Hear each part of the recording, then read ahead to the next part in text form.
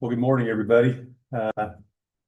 This will be our business meeting for our partnership as well as our 501c3 Friends of Reservoirs this morning. Just a reminder that the steering committee members are the only ones that can vote. You're all welcome to attend the meeting, but the votes are restricted to the members of the steering committee. That list is in our briefing book if you have it. I want to make sure that every steering committee member that wants a paper copy of the briefing book has it. I've got copies. Does anybody want a paper copy? Okay, hang on. Mike, would you go tell Joni we need them? And they're in a box out front, but she'll know where they're at. Yeah. Want to make sure and I have a few extras. If you're not, once we get the briefing books in the hands of the steering committee members, there's a few extras and you can follow along online too. They're posted on the event website. So you can do it on your phone or your laptop and see the briefing book as well as we move through it today. The briefing book's about 50 pages. We're not going to read every page, I swear. So, but there is a lot of information in there that we're going to go over and share with everybody today. And first off, I'm going to let Tom talk about something cool that he came up with for us. Oh, good morning. So, if you're like me, you like killing and grilling and hunting and fishing. So, yeah, all right, Oklahoma smiling. Okay. No, I think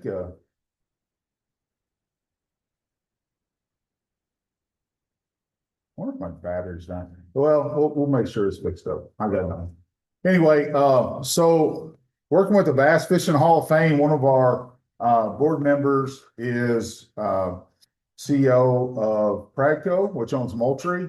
And so they donated some stuff to the Bass Fishing Hall of Fame silent auction recently. And through that and conversations, ended up finding out that Moultrie has a VIP program for government employees and conservation professionals. So I signed up for it. And it's like 40% off all their stuff. So if that's something that's of interest to you, Ashley Robertson sent some of their books, and they're in the vendor area, and it has her card. So you can sign up on their website too, or you can just email Ashley if you want to do that. But you don't have to say my name. I don't get commissions or anything like that. This is just one state employee due to another looking out for your pocketbook, because I'm gonna do it, and it saves like 40% off trail cameras and all that kind of stuff. So that was all. It was just an opportunity. Wanted to pass it along to you guys in case it would help you out. That's all. So that's what they look like. They're in the back. There you go. Thanks, Tom. That's pretty cool. Pretty cool. Swap this battery. Okay. I think the steering committee members that wanted the paper copy should have it now. We got a few extra copies. If you want one, raise your hand. We'll get them out. There's anybody else that wants one? Anybody else want? I think Mike wanted one back there. All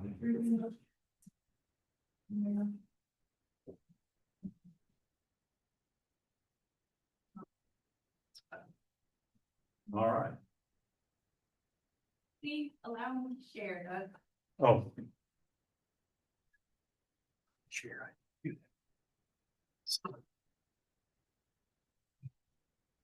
Whoop. Wrong button.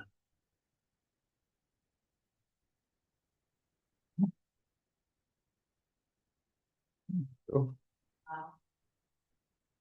Okay. Should be able to now. Where? All right. I see Jeff Conley's joined us remotely. Hi, Jeff. Hey. Glad you could be here. Yeah. All right. I think we'll get started on the business meeting. I am going to take our briefing book and just move through it sort of in order of the pages in the book.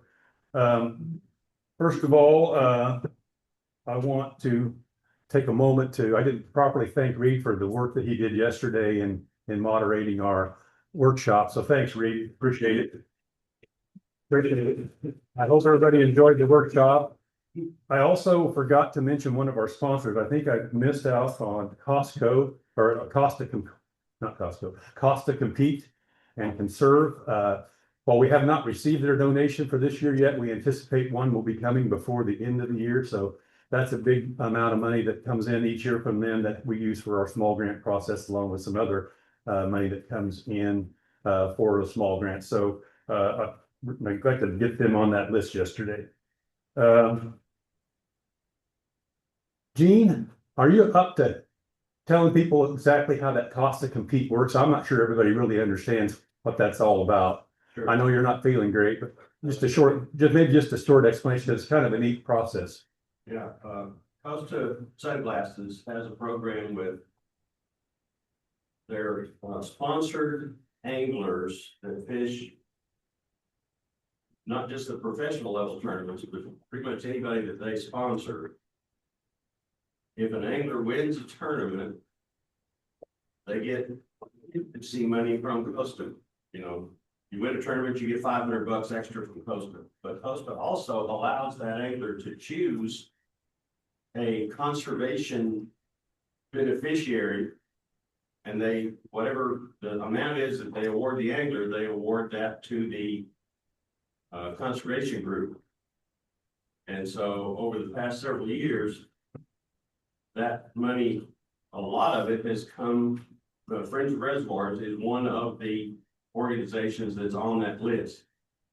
The Johnny Morris Conservation Fund for Bass Pro Shop is another one. American Rivers, there's like 4 or 5 different ones. But several of us that go to a lot of the tournaments kind of been able to suggest where these guys will donate their money. And Bass Fishing Hall of Fame is one of them. Friends of Reservoirs is one of them. So we've been able to try to get a lot of that money turned into organizations that eventually can come back here. And I'll go ahead and say now, instead of when we get to it, the Costa money that went to the Bass Fishing Hall of Fame, the Hall of Fame is going to be donating $5,000 to Friends of Reservoirs this year for the small grants program. But that is, ultimately, that's Costa money that's coming back to the small grants program. And that's in addition to the folks that picked us specifically too. So it's probably $14,000-15,000, I would think, this year, hopefully. So it's a significant contribution. That's our largest financial contributor, other than the Johnny Morris Fund for projects. We hope they keep doing it. There's no question about the first couple of years they gave out so much money, I think it kind of caught them by surprise. And so we're not real sure what it's going to look like going forward. Okay. And we're still waiting on the checks from this year. All right. Well, I think we'll get started. Get started on the business meeting. Did somebody start to say something? Oh, okay. We'll get started on the briefing book here. First of all, first order of business will be to review and approve the minutes from last year. That's pages 3 through 14 on the briefing book. I don't think we need to necessarily, they've been posted for quite some time. I think we put them out there for your review back in March. If we want to expedite things, if somebody would want to make a motion to accept the minutes as written. I have a second. Lynn seconds it. Okay. All those in favor of accepting the minutes as written, say aye. Aye. Aye. Opposed? Not hearing anything. Okay, good. The minutes are approved from the last meeting. And next item on the agenda is the coordinator work plan accomplishments from what I said we are going to do last year, what we actually got done. I don't want to necessarily go through everything that I put on page 13. It's actually, hang on a minute. I got ahead of myself. I was going to do the financial report next. My apologies. Let's start on page 14, the financial report. I thought I'd just go over some details here and discuss kind of what this is. This is basically our bank account. It's money in and money out of the bank account and then put into categories so that it kind of makes sense as to how we're spending our money. We started with a balance of $36,000. We have a grant for $85,000, of which we've drawn 58,000 of it so far. We have another 26,000 yet to draw by the end of the year. In past years, I was able to make that draw at the beginning of the year and in its entirety. With all the scrutiny on federal grants and stuff with the Department of the Interior, they no longer allow us to do that. We kind of have to make monthly or bi-monthly draws as we go through the year. So we will never have that great big spike of 85,000 to start the year and then and send that down to zero by the end of the year. We're just getting it as we go. But we will end up with a full $85,000 of income from our operations grant from the National Fish Habitat Board.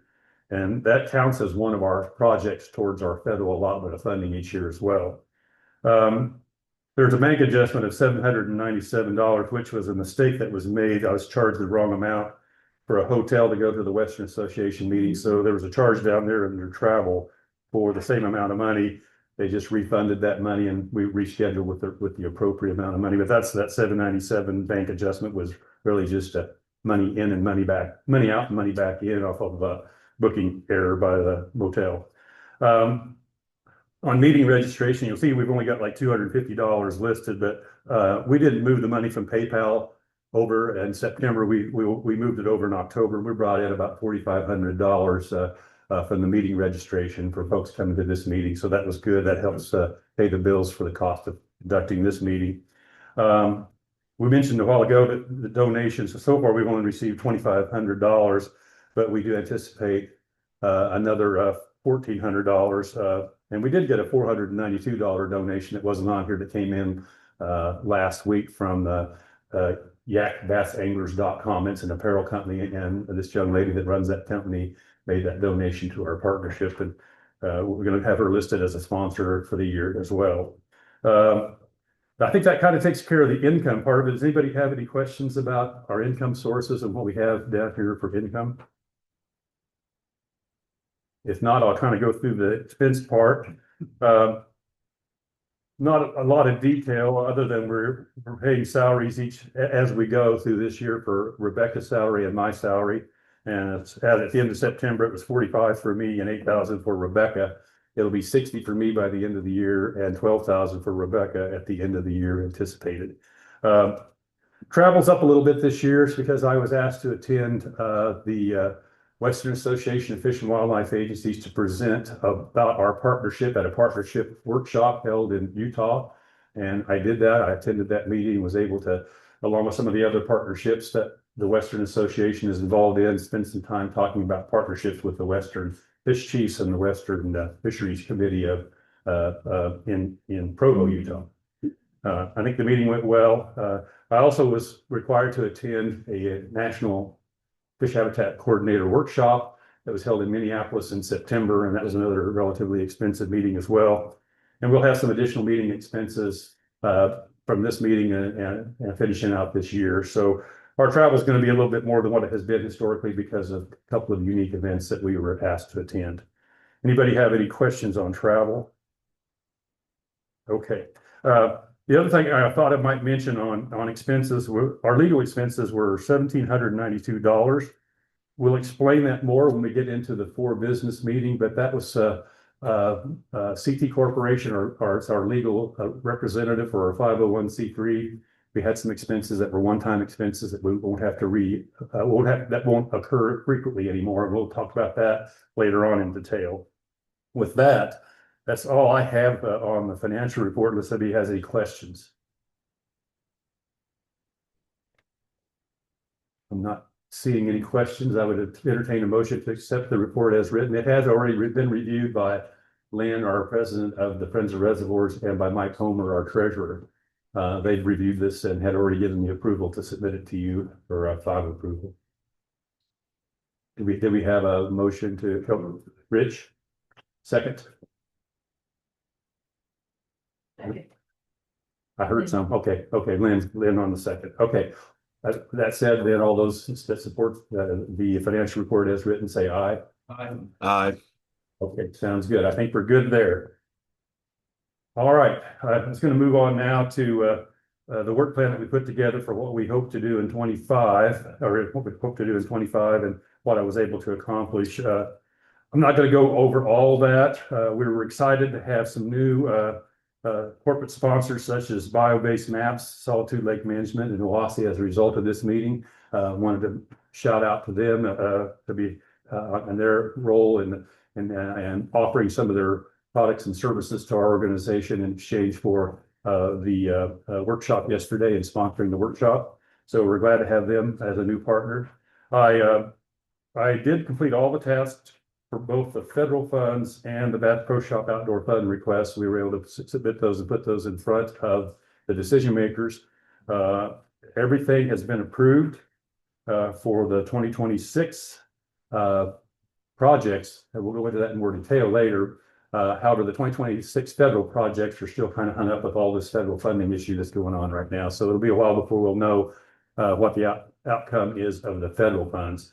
The Bass Pro Shop money is already in the bank, and we'll talk more about that and what the process will be for projects that are slated to receive Bass Pro Shop money for the 2026 list. We did complete the new small grant process on some of our grants this year that Fish and Wildlife Service calls a small grant. That's a federal grant less than $100,000. Doesn't have to go through all of the hoops that you had to do before with Grant Solutions. It's a much simpler process. I was able to use that for O&M grant, and several of folks probably that received funding were able to use the new small grant process. It's simply just a PDF binder. They call it a binder. And it's fillable form PDF. You just put everything in there, submit it to the Fish and Wildlife Service, and then they take it and shepherd it through the Grant Solutions process and ASAP and everything. So I think that's been a big improvement. If it's a small organization that's not real savvy and has difficulty dealing with SAMs and ASAP and all the federal financial management systems, this new binder makes it a lot easier to accept those federal funds and get your money flowing in. So I think that was a real positive thing from the Fish and Wildlife Service, was the development of that binder. Took quite a bit of time because we've got so many projects recently, and we had a lot of old projects that weren't in the NFHAP database, or at least didn't have complete information in the NFHAP database. So I spent a lot of time updating the NFHAP database of all of our projects that we've done, even back into the earlier years, because they're trying to get everything in the new system in time for a report to Congress that's being developed right now that'll talk about all the projects done through the NFHAP federal funding and other sources of NFHAP funds since the inception. So that report will be coming out soon. It'll be focusing in primarily on the last 5 years. So we spent a lot of time getting our databases updated, and I want to thank folks that I called trying to get the latest information on the status of their grants so that we could get the database updated to reflect the current state of affairs on projects, whether they're completed, whether they're still active, what the expected timeline is for completion and all that. So that was a considerable effort, just getting the national database up and running. And Rebecca has figured out some magic on how she can easily download that data and get it back into our system too. So not only was putting it in their system, but it also will ultimately make its way back to help populate our system as well. One thing that we're asked to do as one of the 20 partnerships is to work closely with other partnerships when possible. And I don't know if Earl joined us again today or not, but Earl had a great project at Toshinita for a greenhouse to do plants for the reservoir, but he also partnered up with the Desert Fish Habitat Partnership, and they'll be raising plants in the same facility. So that one facility, paid for in part with NFHAP federal dollars, will be raising aquatic plants to benefit desert fishes and the reservoir itself. So that was an example of us working across to another partnership within the NFHAP community. I've also been involved with working with the other 19 coordinators. We had a coordinator workshop where we were able to sit down and brainstorm about what works for us and what works for them. And it was very helpful. I think there's been a lot of good information exchange at that meeting in Minneapolis in September, where we were able to try to learn from each other and come up with ways to improve our approach to handling our NFHAP dollars and our partnerships, and things about outreach, education, building new partnerships. It was a great meeting. So we continue to try to liaise with the other partnerships through whatever methods are available. Let's see. I served as the business manager, that last bullet point on page 15. I've completed all those points.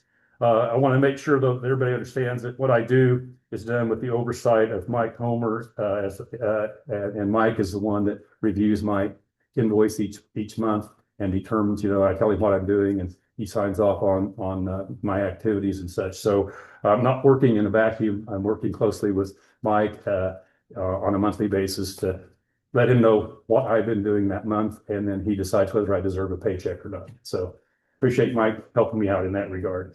Don't have anything else on that in detail. Unless somebody had some questions about the accomplishments, page 15 and 16. I don't think we necessarily have to vote to accept that. That's more of an information piece for you.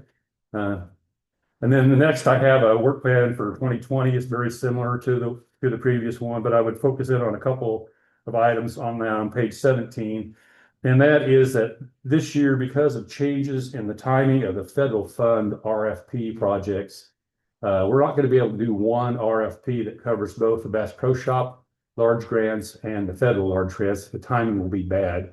We have to have the Bass Pro Shop list to the outdoor fund people in June of each year, but we don't have our federal fund now has been pushed back from a March 31st deadline to a November 1st deadline to submit our next round of funding. So our 2027 RFPs will be separate. There'll be a separate one for Bass Pro and another one later for the federal funds.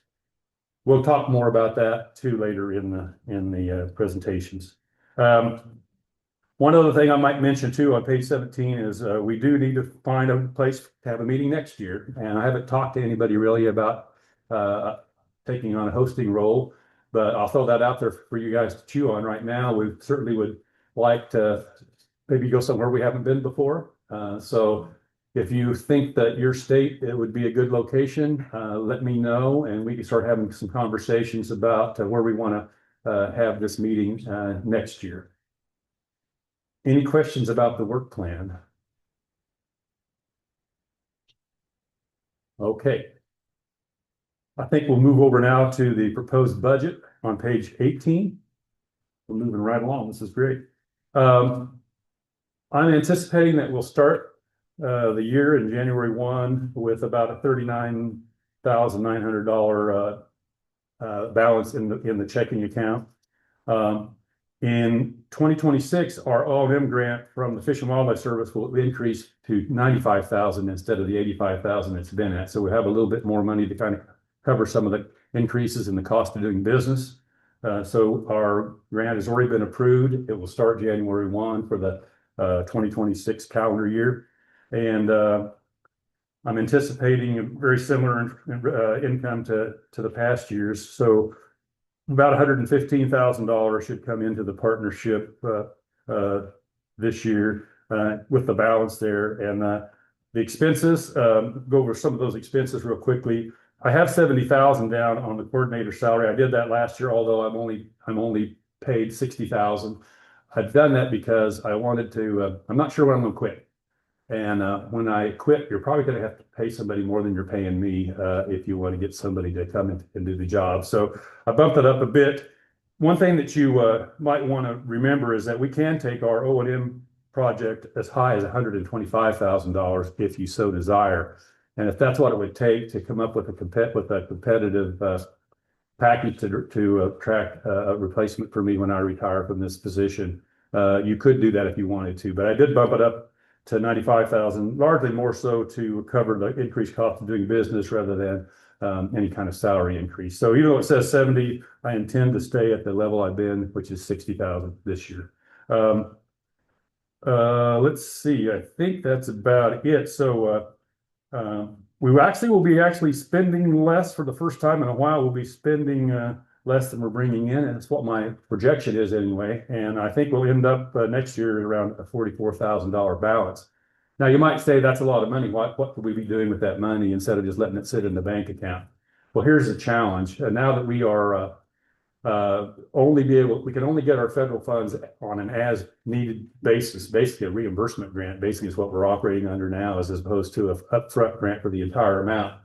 If we ever did hit a spot where there was a funding freeze or any kind of thing, you need to have a little bit of money to help you get through a lean time of an emergency situation. And we don't have an easy way to restore that balance once we spend it. It's pretty much gone. It's not federal funds. These would be the money that's come into us from other sources. We did have a big project with Pennsylvania that put some money into our account where we were the banker for a big mitigation project. And that money is kind of still sitting there. And that's one reason the balance is what it is. But my recommendation would be, if you want to spend some of that, fine, but I wouldn't spend it too low because it's going to be very difficult to ever get it restored. all we can do with the federal funds is do what's eligible for federal funding, and it's limited to the 95. So anybody have any questions on this proposed budget? If not, I would like to take a vote on this one. Would somebody like to make a motion? Reed, that's a moves to approve the budget as written. And we have a second? Second. Ben Page on second. Okay. All those in favor say aye. Aye. Opposed? All right, we have a budget. It's a pretty loose budget. We're flexible. We're always looking for more revenue and other ways to allow us to deviate from this budget, but that does give us a starting place each year. Okay.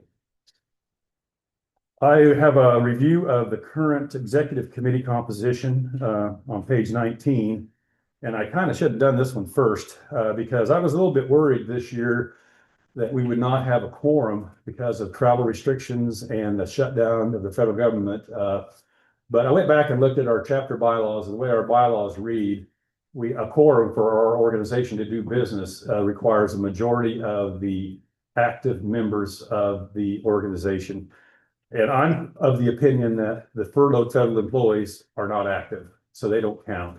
And so I think when you take those off the table as for the total, we are at a majority for the active steering committee members that are listed on this page. Right now, we have Brad Trivy with the Bureau of Land Management, Kevin Pope with USGS, Mark Porath with the Fish and Wildlife Service, and Trevor Luna with the Fish and Wildlife Service that would normally be here, and they serve on our steering committee, but they're no longer active. So that's going to be my interpretation unless somebody has a problem with it. Does anybody have any problem with interpreting those furloughed federal employees that are steering committee members as not a part of the count?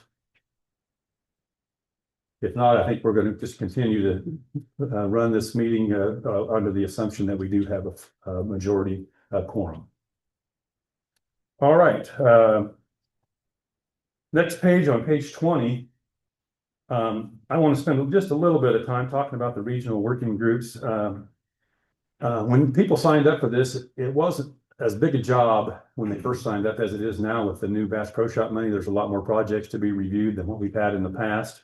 So I really want to thank the members of the working group, regional working groups, because of the extra effort and expertise that they brought to the table to help us work through the process of handling more than twice as much money as we normally do. So it's really important that we have these working groups there, because we have to justify why we recommend something for funding from the NIFAP to the NIFAP board. And these working groups, when they do these reviews, they also can put comments in about why they thought this was a good project or why it wasn't a good project.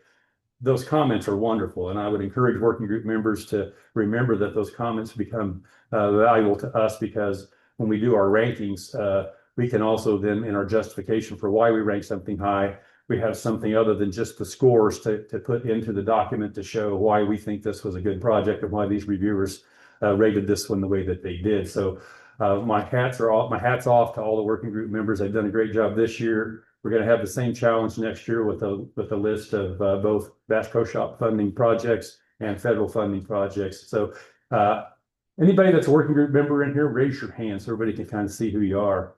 Yeah, okay. So we've got quite a few in the room today. So thanks, everybody. I appreciate your efforts. They're the workhorses in terms of the project review for the department, or for the organization. So that's really great.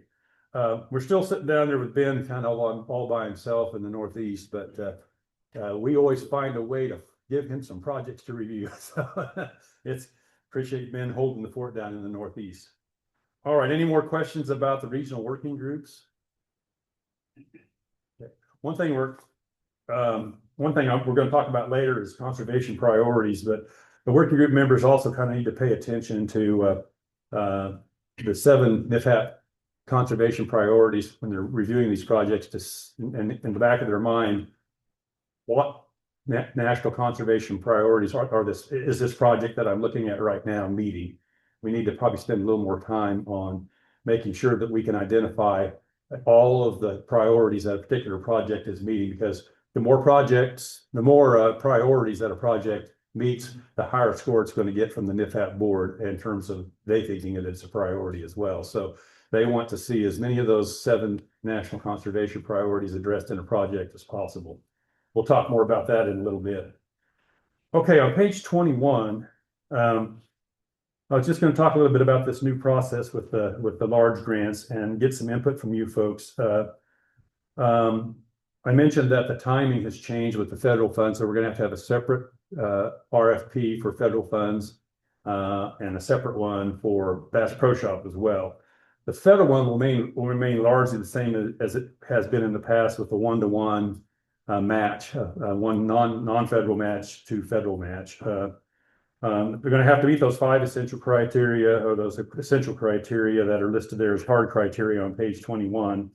The federal projects will have to meet those, and we want the Bass Pro Shops to be able to meet those as well, but they're not required to under the ACE Act, but the federal money does have to be that way. An applicant that wants the federal funds needs to demonstrate they have the ability to use the federal financial system. They have to have access to SAMs and ASAP to get their money, and they need to be able to work with the small grant binder that I mentioned earlier to get things into Grant Solutions if you want to get federal funds. If you have local groups that are really not set up to handle federal money, you're much better off pointing them to the Bass Pro Shop funding and steering clear of the federal money, because the federal money is just a little more challenging to work your way through. So when you're encouraging folks to go after the federal funds, you need to also make sure that they're capable of handling them if we were to award them to them. We've had a few that have gotten the money and they went, oh no, what do we do now? We don't have all this stuff, and we can't wade through this process, or the person that was going to do it's not there anymore. So that you need to make sure that people that are putting projects in for federal funds are able to handle those funds in the long term.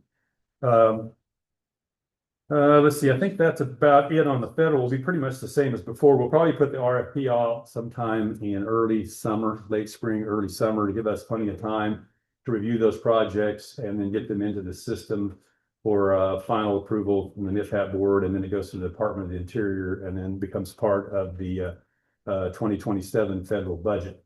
So, however, where I think we need to have a little discussion today is the next round of Johnny Morris money. I'll tell you what I'm thinking, and I'd like to hear from you folks. And if you don't think that's the right direction, we'll go a different direction. But we are not necessarily saddled to only to $75,000. We can go higher if we want to.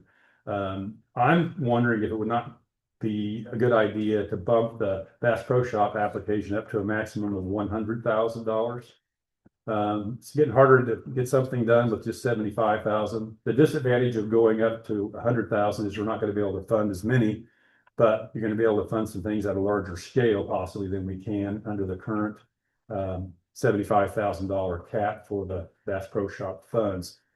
Bass Pro Shop also does not require the 1-to-1 match. It has a minimum of 25% match. Is what we've asked for. It's not required really by the ACE Act or anything either, and because this is outside of the federal funds, it's kind of our decision how much skin in the game that the project leader and the project sponsor has. But I'm thinking $100,000 with a 25% non Johnny Morris match. I mean, anything, even federal funds would be eligible to match the Johnny Morris money.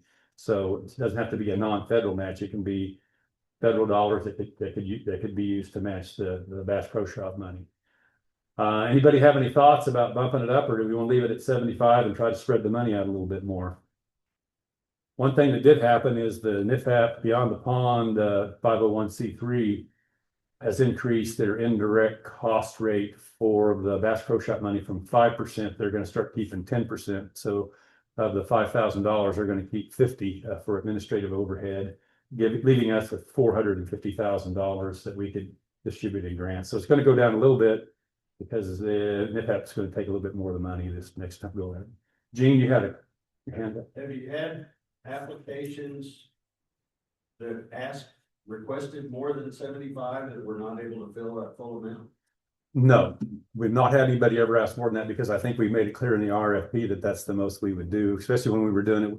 I don't think we really want to go above 75 on the federal, although we could too there, but we'd be down to only being able to fund maybe, 1 or 2 projects a year if we were to do that, maybe 3.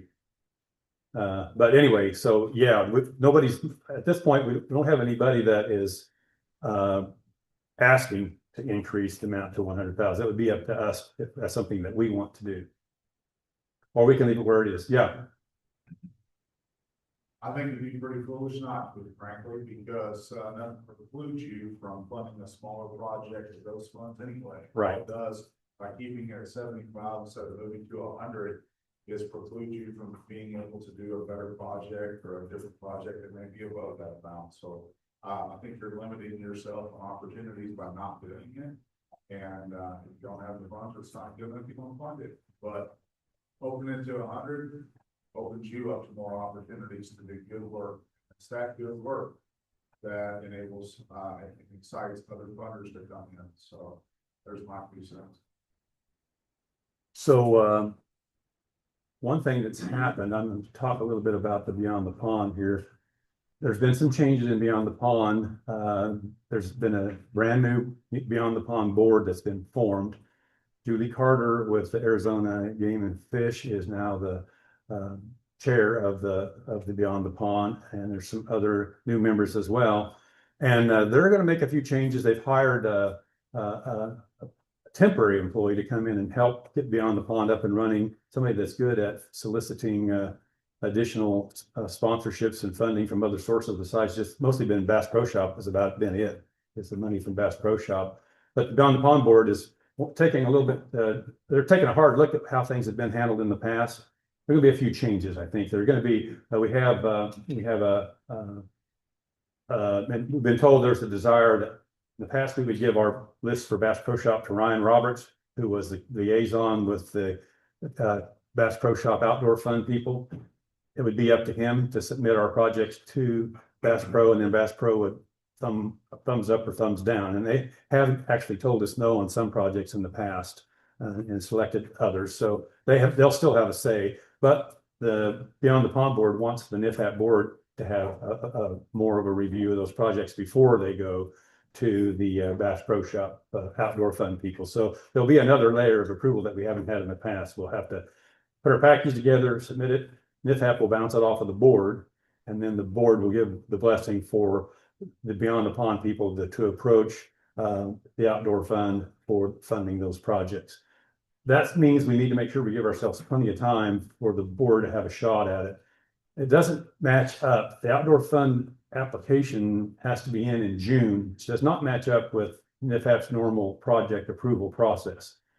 So I told the Beyond the Pond folks I wanted to have a meeting with them to talk about how this timing is going to be impacted, and that the normal approval project for NIFAP federal funded projects isn't going to work if we want to be in line on June each year to get the Johnny Morris money. So more to come on that, but there will be a little more scrutiny than what we've had in the past. In the past we gave our list to Ryan just ran with it, took it directly to Bass Pro, but that's not going to happen. There's going to be another layer of scrutiny between us and the Outdoor Fund. So with that, does anybody want to make a motion to change the amount from the 75 we've been doing to 100 with a 25% match? Mike is making a motion to that effect. I'll second. Any discussion on that? Is there a way that we could tier it where if you bring in more match, you can get the 100? If you remain at the 25% match, you get the 75. Is there some conversation we can have about that? We could have that conversation. Yeah, we've never done it that way before. We have used points to change the priority to make that a higher priority project with a larger in-kind match or a larger match. I'd have to think about how that would work. I think we could make that work. I'm not anticipating that it would be impossible to do that. I think it builds off what Tom was saying, where rather than you're having more money being brought in by the sponsor. Yep. And then they can go after more money, right? So it cumulatively, you're actually getting value added by increasing that tiering. That would be, I think we could probably make that work. What are you thinking about that, Rebecca? You're shaking your head that that's a possibility, that to get to the 100,000, you would have to have a much higher than 25% match. We could put a number that said, if you want 75 and under is 25. If you want 100,000, you're going to have to go to 50, something like that. I'm gonna make this a little bit more complicated because there's one thing I neglected to tell you that maybe I've told you before, but I'm gonna reiterate that again in this conversation. And that is all the money that we bring in from the outdoor fund and all the match that comes in, that's not federal match that comes in from the outdoor fund projects, is a part of our partnership's required one-to-one match. So we don't really even have to have a one-to-one match for our federal individual projects in our organization, as long as the Bass Pro Shop money's coming in, because that is added in as a part of our match. That entire $500,000 plus any non-federal money associated with it is part of our official match as a partnership. It's at the partnership level now for match, not the individual project level. I don't think we want to get away from requiring that match though on our federal money. I think we still want to do it even though we don't have to, but I am not worried at all about making our match because we have a huge insurance policy in that pot of money that we've been bringing in from Bass Pro Shop as eligible match for our federal projects. Does that make everything as confusing as possible? It's a little twisted, but it is true. When the ASAC went through, it went to a one-to-one match, but it also said that the partnership was responsible at the entire partnership level, not the individual project level, to make the federal match. And so we have no problem making it because of all the money we get from the outdoor fund. Now, if the outdoor fund was to go away in a year and we didn't have it, then we could find ourselves in a lurch. And we never really know for sure if we're going to have it until they actually tell us we've been approved. So I really wouldn't want to have to rely on it totally. But for the last 3 years, we have been able to, when they calculate how much we leveraged, the money from the Bass Pro Shop is on the in-kind match or the leverage match side of our equation as a partnership. So we had a motion and a second. We have do you want to make a friendly amendment to that motion? Sure. That we develop a tiered system whereby projects can receive $75,000 or $100,000. To receive the $20,000 or $75,000, they would require a 25% match. To receive the $100,000, they would require a match that would be in excess of 25% to be determined. Okay. Okay. Let's see. So we need to deal with that motion first of all. Let's see. So we got an amendment. Do we need a second for that amendment? My Robert's Rule of Order here is not very clear in my head on that. You made it. Making the original motion has to accept the friendly amendment. Okay. Okay. So Mike, you accept it. Okay. So, and now do we need another second? Are we good to go? I think we can move ahead then, as long as we vote as amended. All those in favor say aye. Aye. Opposed? Okay, we will work on making it possible to receive up to $100,000 with a tiered system that gives them additional opportunity if they want to increase their match from the required 25 to something higher. Are we good? All right. Very good. I think we got that done.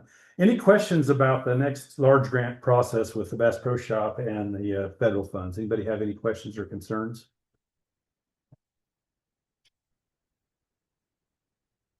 All right. Let's see. I wanted to spend some time while we're on this topic. There were some questions came in or some suggestions came in that we might want to have some conversations about challenges on federal permitting challenges that we have. And Craig, you were, I think, one of the ones that was interested in having a discussion. You want to start us off on that? Sorry, I was whispering to Don about the likelihood of funding the 75-25 based upon the list of projects. What was the question?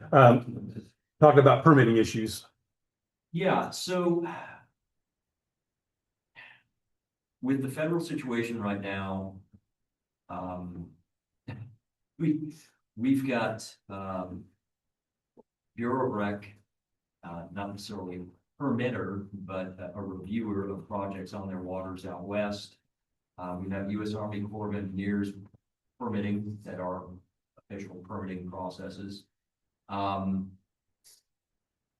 We're in a mode where there's a huge delay related to what's going on in the federal government right now. But even outside of that, it would be nice for there to be, again, a standardized approach. And we see this across all of the feds right now, as far as the regional interpretation of permitting requirements, of rule, of law. It would be nice to see there be a standardized approach across all the regions when it comes to permitting. And I think, the idea was to have this discussion with some representation at a national level for some of the federal agencies here this year. I don't know that we're going to get much traction on that during this discussion because it's a bunch of state representatives talking about an issue that we're not going to get down to. But I think eventually we need to have a conversation with a representative that can kind of wrangle all the different regions, whether it be the Bureau, whether it be the Fish and Wildlife Service, whether the Corps, and make sure that the interpretation is consistent for all of the different regions across the country. There's an issue right now that it's, like Alice and I were talking about interpretations from Region 2, Region 6 standpoint, just with the Fish and Wildlife Service. With regard to Whisper / what is it now? Conservation investment. And yeah, we're just not. Region 6, we can do a lot of things. Region 2 can't do anything with regard to eligibility related to non-sport species and monitoring of those species. That's just an example. It's not permitting, but we see similar things when it comes to what we're allowed to do or how permitting is interpreted across the regions. Just be nice to see some consistency. I have an idea. I'll throw this out there as a starting place, and that is that I serve on the policy committee for the National Fish Habitat Board. This might be something that I can at least bounce off of that committee. Gene, what do you think? Is that something that group, or would there be a better committee to bounce it off of in terms of some sort of standardized approach to the permitting process instead of the regional differences across the country? It would be a place to start. There is this interoperational. Within NIFTAP, there's this, each of the federal agencies that touch NIFTAP are supposed to be working together. And there's supposed to be this interoperational plan where they coordinate, and none of that's really come together yet. But I know Jake Knowledge has been working on that, trying to get that. So the policy committee might be the conduit to make that recommendation. And I'm the only coordinator on the policy committee. I'm not a voting member because the coordinators aren't allowed to vote, I think. So, but I am there to represent the other partnerships. So I could approach this issue with the other 19 partnerships to see if they have similar concerns, which I can't imagine that they don't. Some of them don't necessarily operate in more than one Fish and Wildlife Service region, but we have to deal with all of them because we're lower 48 wide, so that would be a place to start. Craig, would that be okay if I start the process talking? Absolutely. I think it's timely too, because I don't know others, I'm sure, well, I know some have, because we talked about it last night, have witnessed what's going on with, there's greater stringency, it seems like, with regard to federal regulatory bodies. Yes. And now the interpretation is to the letter of the law in some of the regions. And that's fine. I just want to know what the rules of the game are. So everybody has the same rules. Consistent, right? Not everybody is playing free parking right now. Yeah. Lynn? Yeah, I just wanted to mention that through APWA and the Fisheries and Water Resources Committee, Policy Committee, there's a working group that's the subcommittee, subcommittee for water, and they've been dealing with that issue of permitting across all these different agencies and trying to get some sort of standardized process on a bigger permitting issue, talking about major permitting for dams and all that other stuff. So that may be another place to bring it up. Julie is the chair, that Okay. working group, Julie Carter from Arizona. Okay. So I can certainly shoot her an email, or if you would like to, Doug, it's certainly up to you, but that can be another. I'll let you reach out to her, and I may start the process talking with the other 19 coordinators to see if they have similar issues, and if they do, it's gonna be a stronger voice for the board to listen to than if it's just us. So, but I do represent all 20 partnerships on the policy committee. So, all right. Anything else on permitting? Would that get the job done if we could move that needle a bit? Yeah, for sure. Okay. All right, I think we're ready to move to page 22, which is the 7 conservation priorities that the NIFAB board has come up with since the ASAP came in 2024. They've been in place. They're gonna, the same ones we had last year are still in place now. When I put your projects into the NIFAB database, I try to identify which of those 7 priorities a particular project addresses. I've never had anybody challenge me to my determination, so that's a good thing. So, but I also don't want to overplay my hand and claim benefits to a priority that we really aren't addressing. I think we need our project proposal folks to make it more clear to us those 7 priorities, which ones will their project really be addressing? So our working group folks will have a feel for what this project will really do to help move the needle of those 7 conservation priorities. One thing we have going for us, everybody meets number 7 in our organization, basically to enhance recreational fishing. So that's not going to be an issue for us to have at least one. You have to have at least one, or a project won't even be looked at. But the more conservation priorities a project hits on, the stronger our package becomes when we submit it to the board, and that individual project and our package overall for the partnership. So that said, we're going to talk a little bit more about how we've been stating to the board what our projects, what conservation priorities our projects are hitting on. I will show you that in a little bit. Next on page 23, just a notification. Last year we talked about the fact that we had submitted our application for official designation by Congress as one of the 20 National Fish Habitat Partnerships. In June, that was approved. All 20 partnerships are now official and they're officially designated by Congress. So that's good. My thanks to Rebecca, who really helped me with the whole process to get our package put together. We had a few reviews, so we had to go back and change a few things to meet the requirements and provide the board with what they needed. And it was a more than a small undertaking to get that package put together and approved, but with some great help from Rebecca, we pulled it off, and we are now official. So I think we could give ourselves a hand that we are official and ready to move forward. I don't anticipate we'll have to go through that level of scrutiny again for a while in terms of another designation process. I think we're in good shape. So can you bring the graph on page 24 up on the screen, Rebecca? We're going to get into the project update section of this meeting now. This is information that came out of the NIFAP database based on the information that I inputted and that you provided. We have NIFAP recognizes 130 projects that have been undertaken by the Reservoir Fish Habitat Partnership since its inception. Now you got to remember that each year one of those projects is our O&M grant, so you take 15 of those off, then you still got about 115 on the ground federally recognized projects funded by the NIFAP board. So that's great. We do a great job of leveraging money. You can see the NIFAP investment of 5.2 million. Federal leverage amounts of 8.1 million and the non-federal match of $30.5 million on the projects that we have completed over the years. So that's really great. You also see a graphic, a bar graph there that shows since 2024 how our projects are hitting on those 7 national conservation priorities.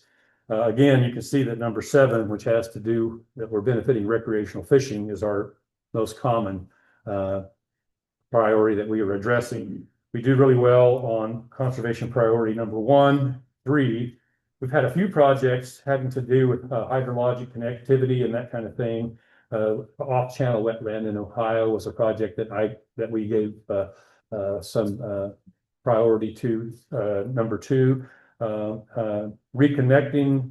We've had a few projects that can reconnect the reservoir to streams and other resources downstream as well. But in general, we're priority 1, 3, 5, and 7 are the ones that we hit on the most. Again, just to state that as projects come in and as you write your own projects, try to hit on as many of those conservation priorities in your application as you can to provide a stronger application and more justification for us then to give to the NIFHAT board on why they should fund these projects. And these will be assigned to the Bass Pro Shop projects as well as the federal projects. These conservation priorities will be assigned to all projects, no matter what the source of funding is. Does anybody have any questions about the summary on conservation priorities and projects that we've completed as an organization? Okay, with that, I think we'll move into a discussion on actual projects and the status of projects that we have currently. The first group I have on page 25 is that first group of Bass Pro Shop projects from the U.S. Open Amateur Bass Fishing Championship donation. You can look at those projects. I'm not going to go through them one by one. They are all complete now. We've completed every one of those projects. The work is done, and we're going to have a presentation, I think, at this meeting about at least one of these projects, maybe more than one. So anybody have any questions about the Bass Pro Shop Grant Awards in 2021? Okay, some of those were pretty large. You can see the 290,000 at Blue Marsh, 237,000 at Lake Shelbyville. There were some big projects funded with that first round of funding. So we have done more than $75,000 projects if you look at if you count that group. If you go to page 28, it's the 2022 list of projects. We did not have any Bass Pro Shop funding in 2022, so all the projects that we had were federally funded, and we were able to fund our operations grant and then 1, 2, 3, 4 on the ground projects in 2022. So you could quickly see as we moved into the next few years where we started then getting more Bass Pro Shop money, just how important Bass Pro Shop and Johnny Morris is to our organization. I guess I could just say the obvious here. We're in a Johnny Morris building right now that he donated money to build. We handed out goodie bags that have from Johnny Morris and Bass Pro Shop. We're spending millions of dollars of money that he's given to us for projects. There's nobody in the conservation community that's done more for this organization than Johnny Morris and the Outdoor Fund, Bass Pro Shops. So we are very fortunate that they like what we do. Now, I want to say one more thing here that needs to be said. I've heard this going around in NIFHAP that, well, down the pond, got lucky because Bass Pro Shop wanted us to come and ask for money, and that it just sort of fell into our lap. But we need to back up just a little bit and talk about some history. It didn't just come into our lap. We invited Johnny Morris to be a part of this organization from day one. He was a founding member of our organization. And not only that, Jeff Boxbrucker made sure that Johnny Morris's conservation director, Martin, what was Martin's last name? Martin McDonald was a member of our steering committee until his retirement a few years back. So we had done a lot of groundwork making that relationship, and that money, the fact that Johnny Morris liked what we did when we got the first $500,000 outdoor fund deal, wasn't just something that fell in our lap. It was a result of work that was done since the beginning of this organization. So if anybody wonders a little bit about that, yes, they did come to us and say, we want you to put in for some money. We'd love to entertain a package for you, but it was because that groundwork had already been laid by our organization long before they wanted us to come. They didn't come to us directly. They came to NIFHAP, asking NIFHAP to put in for it. So on our behalf, NIFHAP did that. So I just want to make sure everybody in this room understands that it was the groundwork that was laid by Jeff Boxrucker, Martin McDonald, and Johnny Morris early on in the development of the Reservoir Fish Habitat Partnership that has led to this wonderful relationship that we're enjoying today. Gene, do you have anything to say about that? I mean, just to add on, Bass Pro and Martin McDonald basically paid for the foundation the 501c3, they pay for all the legal work and everything on setting up the Friends of Reservoirs. Meetings we had at Big Cedar when we got this whole thing kicked off. And in conversations now afterwards, Mark McDonald was the conservation director with Bass Pro then. Bob Deemer is in that role now, and they can't say enough good things about what's going on with that money. They seem to really get it, and I think that message is getting all the way up to Johnny, and I think I don't see them pulling the plug on it anytime soon. Yeah, that's it. That's the word I get too, is that this is we're in for multiple years of this $500,000 donation. And I don't know at some point if we could get away with asking for even more, but certainly it's $500,000 is far more than we can do with just the 300,000 we were getting from federal dollars. So it's been a wonderful relationship, and just want to make sure everybody understands how that came to be. So in 2022, you see what happens when you don't have Johnny Morris money. You can fund 4 projects, and that's what most of the 19 other projects do each year. They have that $300,000, and that's about it. There was some of those partnerships that were able to go out and get other sources of funding from the bipartisan infrastructure bill, and they were able to bring some other funds in as well. But in terms of just private sector donations, I think this Johnny Morris thing is leading the pack. So that's good. So anybody have any questions on the 2022 project? There is one that's not done yet. It's under construction right now. It was delayed due to a bunch of permitting issues. But that's the Nebraska water quality structure at dam site WP1. That project should be done by the end of this year. So that means the 22 projects are almost all complete. Any questions on the 2022 projects? If I got it right, and if you see a project on here, if I've got labeled incorrectly as to its status, let me know. But I think I got it right. 2023.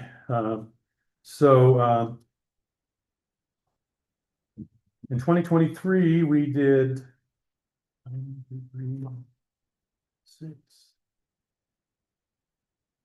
6 projects in 2023, of which a couple of them were funded with Bass Pro Shop money. On those projects, I have the first 3 have been completed on page 29. There's one active one. Is Jack here today with Henry's Fork? He's supposed to be here sometime today. I don't see Jack. But anyway, I think the project, the Farms and Fish project in Idaho, is not quite done yet. They're almost done. They're going to be submitting a final report soon. If that's the case, then I think all of the 2023 projects will be completed and recognized in the database as done at the national level. 2024 projects that were funded by the board. We have a native aquatic plant program in North Carolina, and Mark sent me a photo of the greenhouse that's under construction right now. I was going to try to get it up on the screen and I didn't get it done, Mark. I apologize, but that's going to be a really nice project. I don't know if you want to say anything more about what's going on there, but looks like you're getting close to being able to use it. Hopefully it will be done mid-November. Okay. So we're building a greenhouse and an outdoor associated with it. Good. Okay, great. The Idaho Stop the Squeeze project, and we'll talk about more of that. There'll be a presentation about that. That project, I believe, is now complete. The Red Rock Fish Habitat Enhancement Project in Iowa is, boy, they've got a lot of work done just in the last day or two. So, they sent me some photos. I think they're almost done, sounds like. I think they spent almost all the money. Is that right, Rebecca? Yeah, some great photos. Did a lot of mossback structures, I think, and but we'll get some photos on our website on some of these projects as they're complete. But I think currently we're still calling it active, although it basically is done. Rend Lake project is still an active project. I don't know if there's anybody here that knows anything about Rend Lake. I don't think I see anybody in the audience that would be directly involved there. FJ Sayers is done. Is that right, Ben? Yes. Mike? Yeah, okay. And then Mark Twain project is active in Missouri. That's best I know. I think that's actually one that's Corps of Engineers driven, I believe. It's not a state project. I think it's a Corps of Engineer project. Is that right, Shane? I believe. Yeah, okay.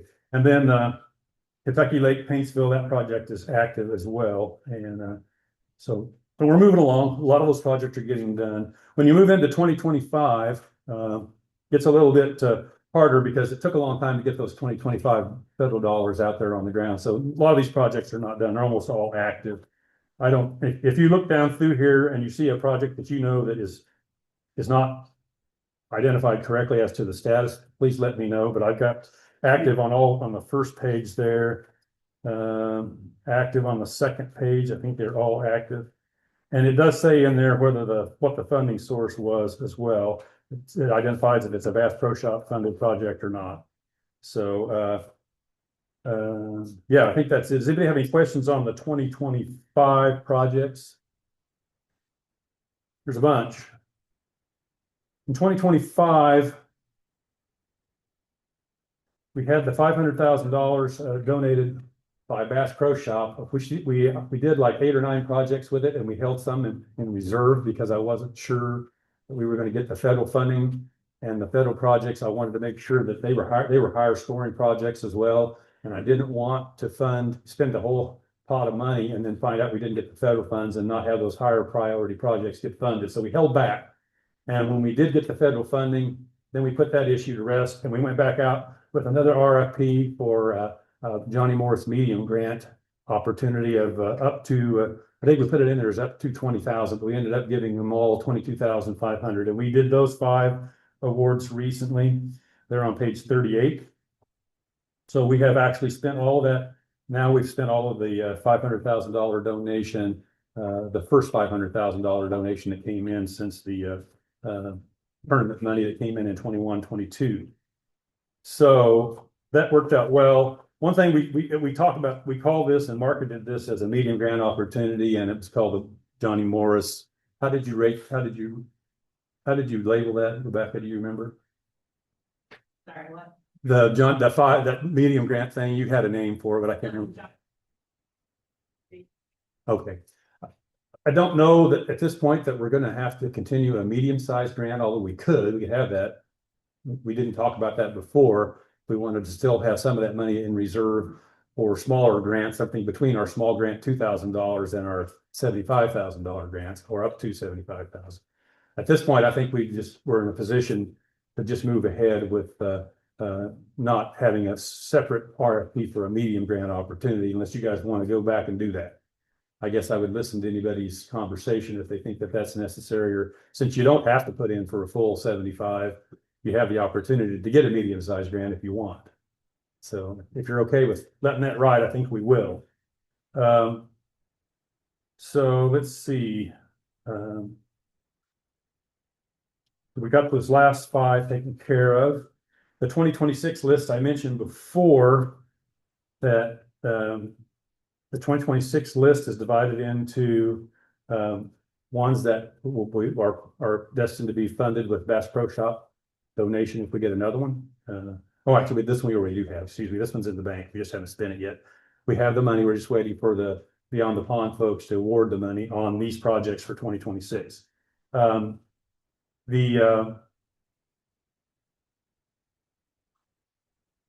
Beyond the Pond board changed banks, and in the process of some of the financial changes, it's delayed the award for these projects. But I anticipate that Beyond the Pond folks it'll probably be Therese Thompson, the lady that's going to take over for Ryan on handling all the Bass Pro Shop stuff.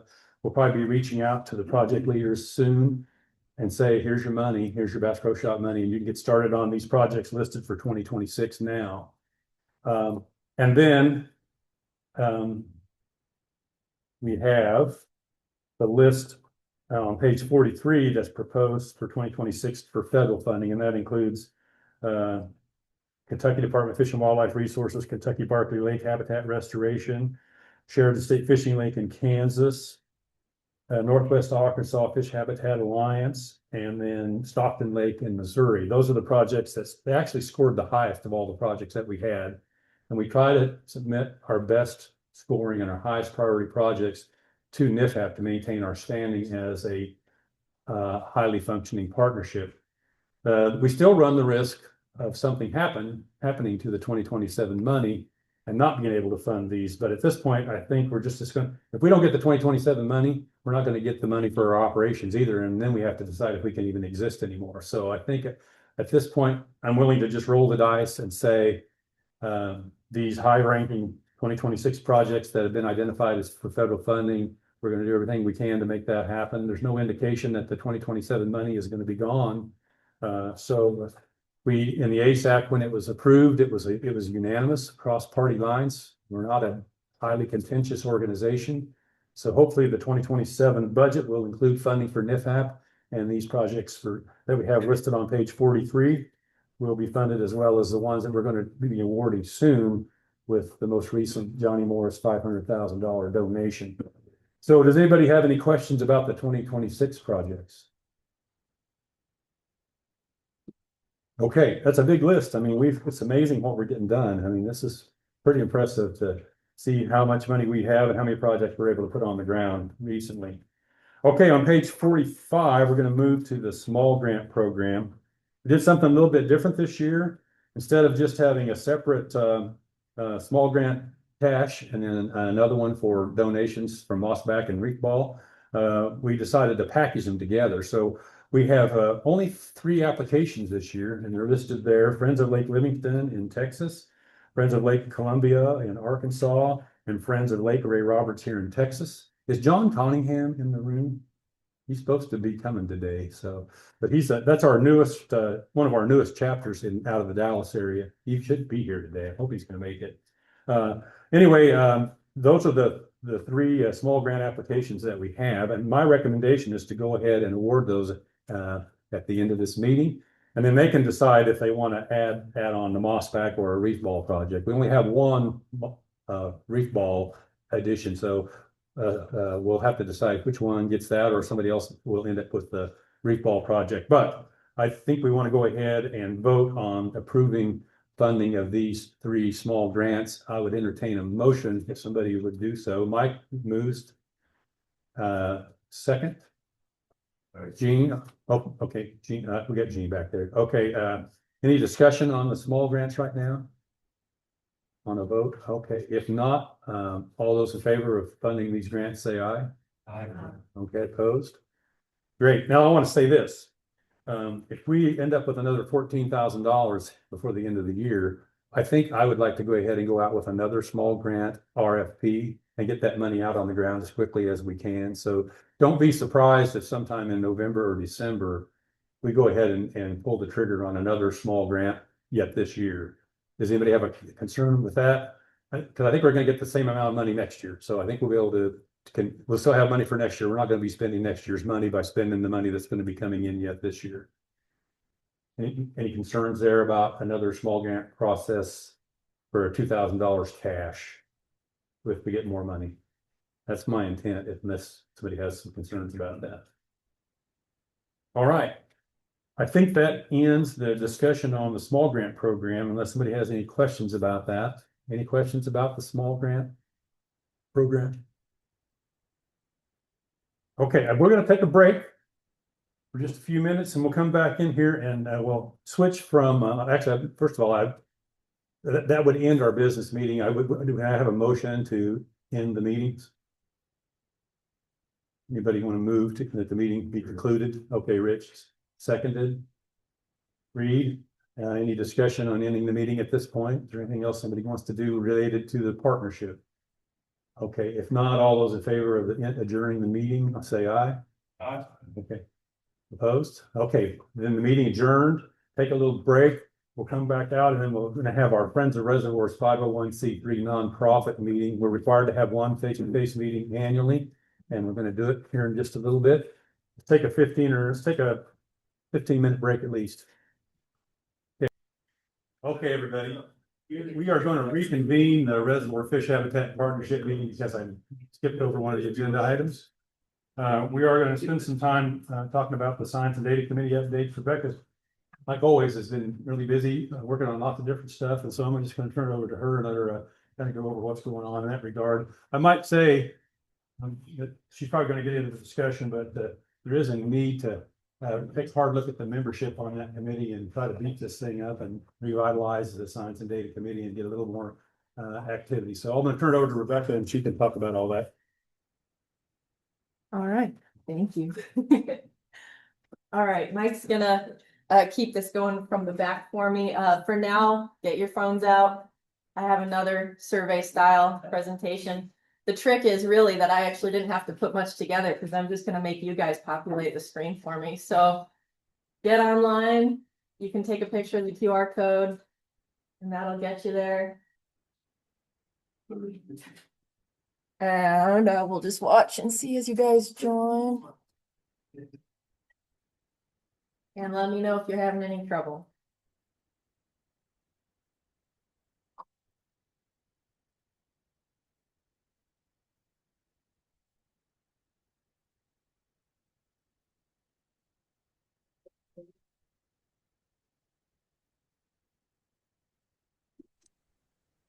All right. Those instructions will be at the very top. Hopefully you can see that. And we'll go to the next slide. All right, same as yesterday, please enter your name and agency just for my records so I can follow up with you in case there's anything I want to grab, if I con you into volunteering for something and so on. So please provide your name.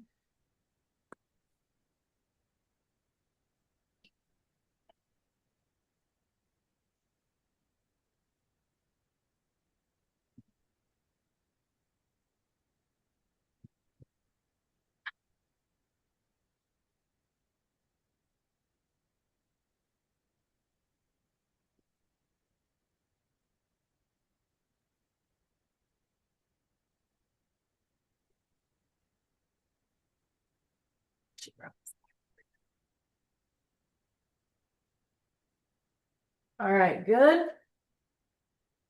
Okay, so science and data. This this committee hasn't been super active this past year, mainly because I changed positions and I am no longer the reservoir research biologist for Iowa.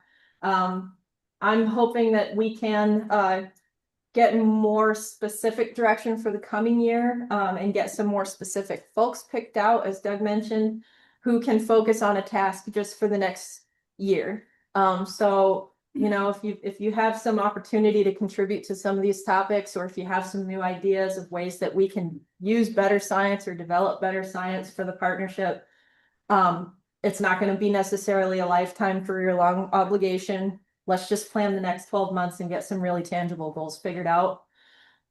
All right, and so with that said, the first thing I really want to talk about is the plastics standards.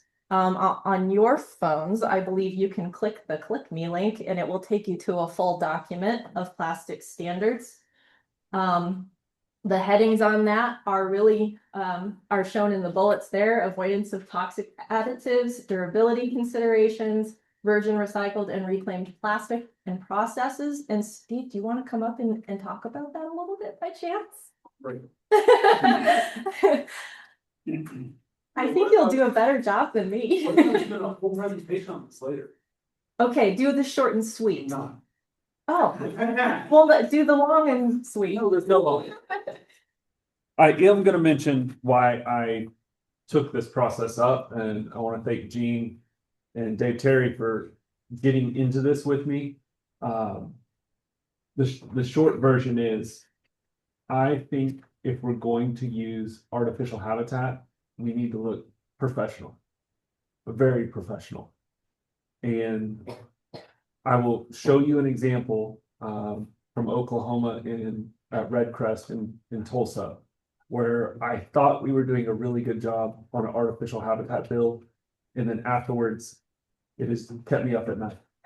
And because of that, I've went through this process of trying to understand what is in plastic.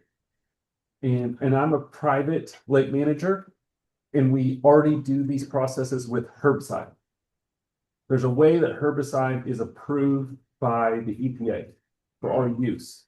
And we have regulations on what amount of that chemical we can put in the water. Whenever we look at plastic, plastic is already approved in certain formulas for use in water. So that got me thinking of how do we avoid toxic additives? Well, first we use the people who already regulate plastic, determine what types of plastic can we put into water. And then we ask the commercial manufacturers to use that material or provide us the list of what is in your plastic so that we can use what already exists in the EPA. The plastic industry already regulates plastic. We shouldn't have to do that ourselves, but we should be able to read a label that says this is allowed in water or not. So that was my first step. Then I went through, well, what actually happens to plastic whenever it's in water? UV degradation was one of the really big things that we found out, because they can make plastic more stable for UV, but when they do, they have to add some additives that do leach out of the plastic continuously. That's what your dock floats are built of. And all of us that have reservoirs that have some sort of regulation on docks, it says you have to use a plastic encapsulated dock float because you don't want the foam coming off of it. That plastic is leaching because it has a UV stabilizer in it. And whenever we look at artificial habitat, that was one of the first things I wanted to pull out of it. And then I get in these debates now with different organizations, and I always bring up the docks. That's plastic, correct? You know what that plastic's made of? No, because it doesn't have any MSD sheet with it. So we started down that path.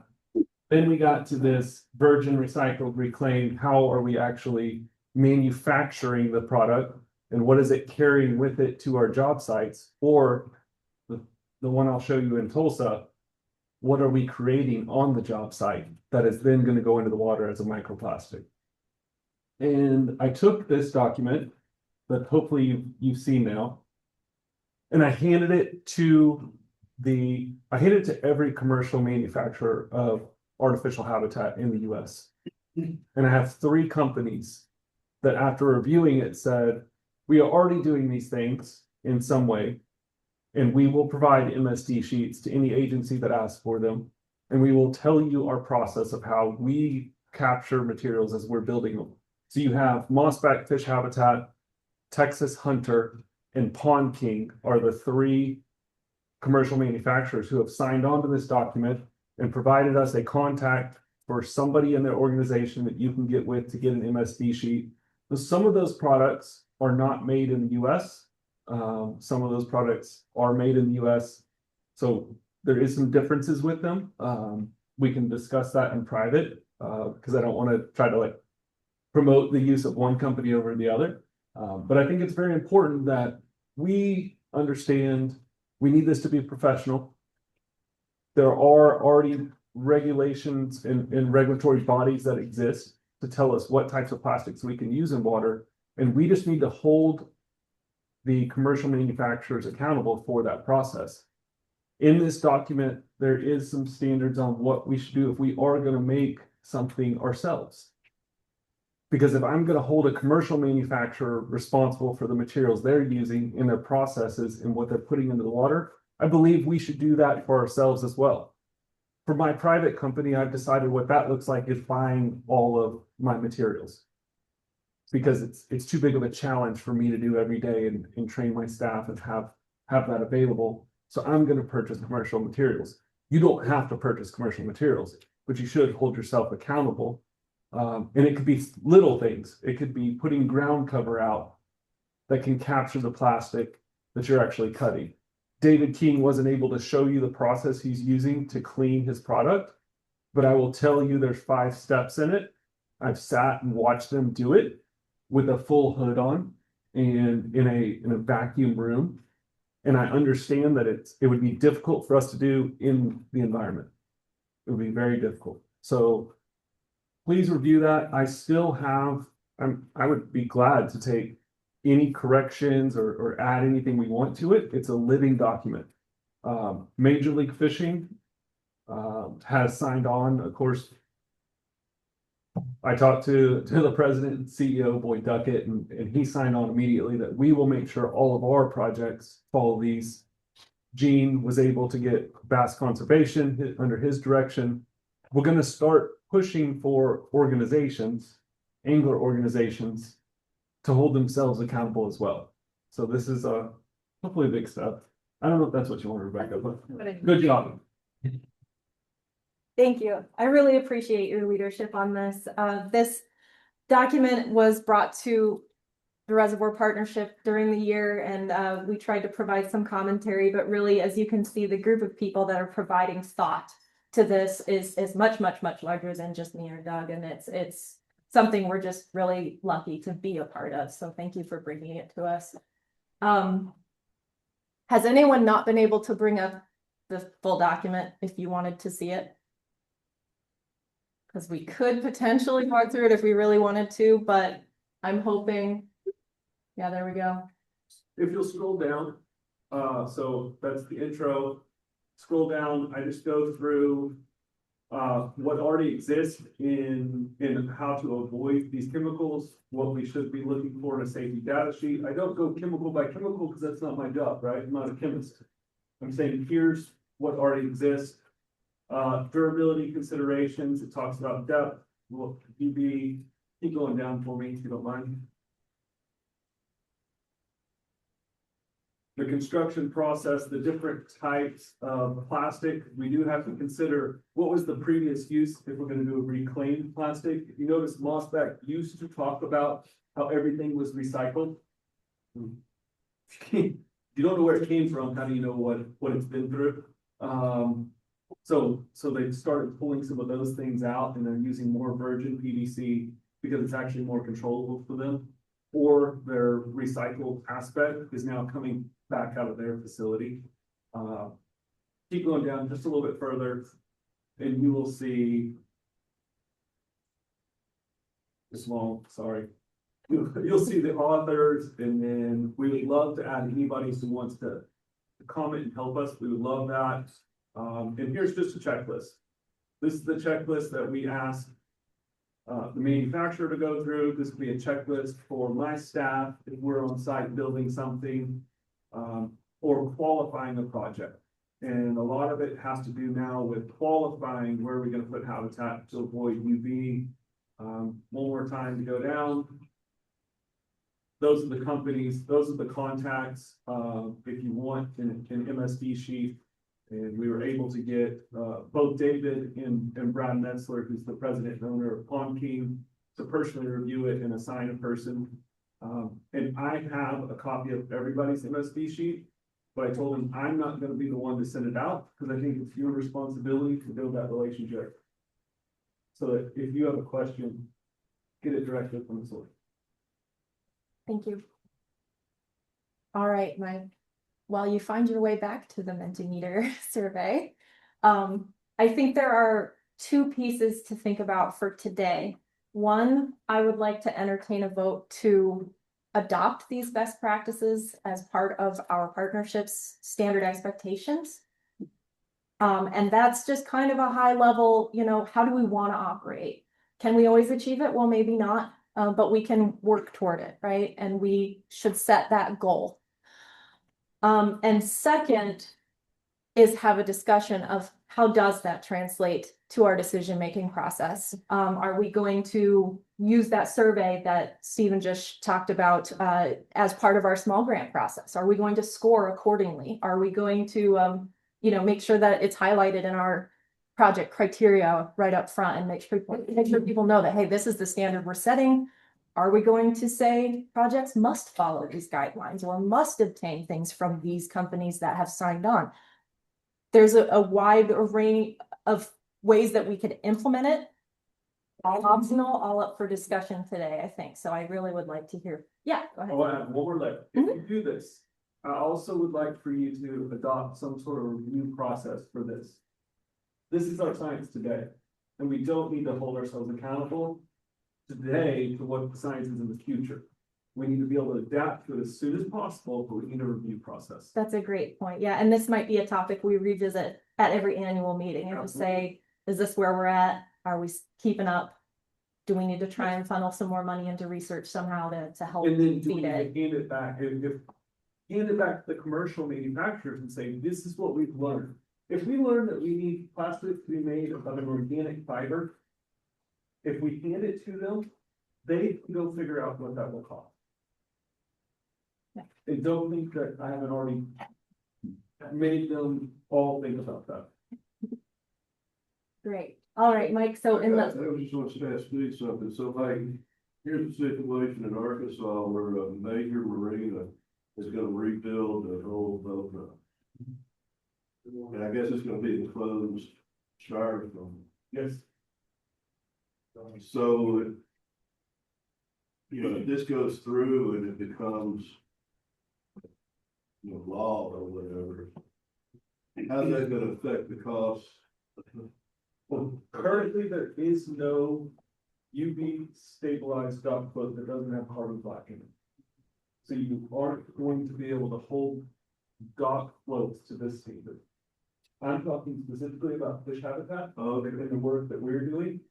I would love for us to say, we hold ourselves to a higher standard than your marina holds your dock to. I love that. yeah, Especially because if we have challenging, lake authorities that are allowing docks, and we can say, we hold ourselves to a higher standard, we would like to use artificial habitat for this reason.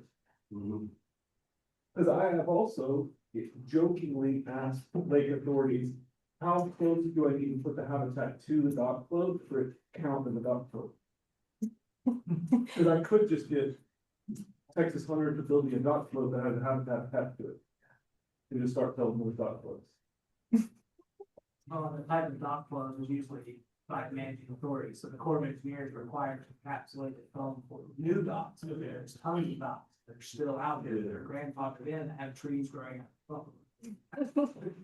that is a good point. So for the purpose of this discussion, we're talking about placing artificial structures. And if you remember talking about this last year, when we were looking into, you know, how big of a concern is plastic to various reservoir managers, and we talked to an LA County water supply reservoir manager who used balls of plastic to cover the surface of their reservoir intentionally to prevent more evaporation from happening. So they were like, what are you talking about? What are you worried about? Like, never mind.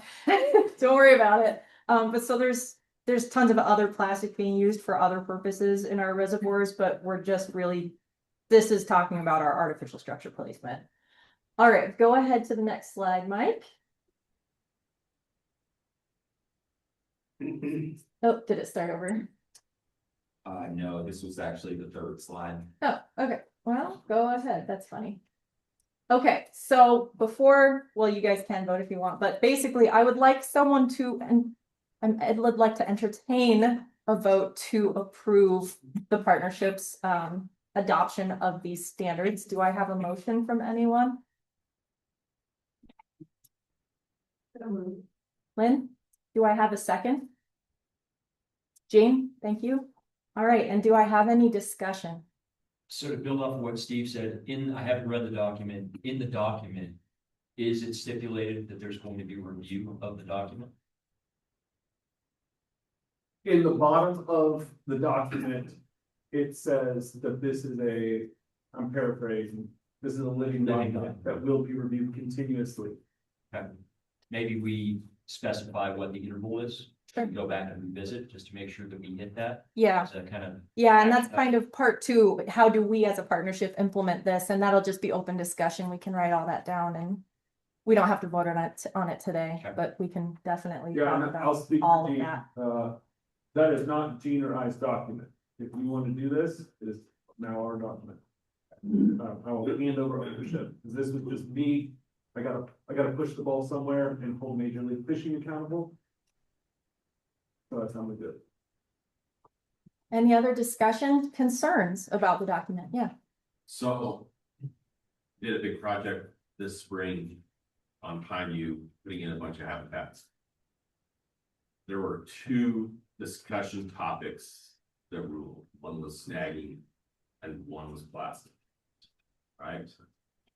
And two of the three on the list are habitats that I've purchased. So when it goes out to a Facebook post, maybe maybe you guys see a similar thing, but,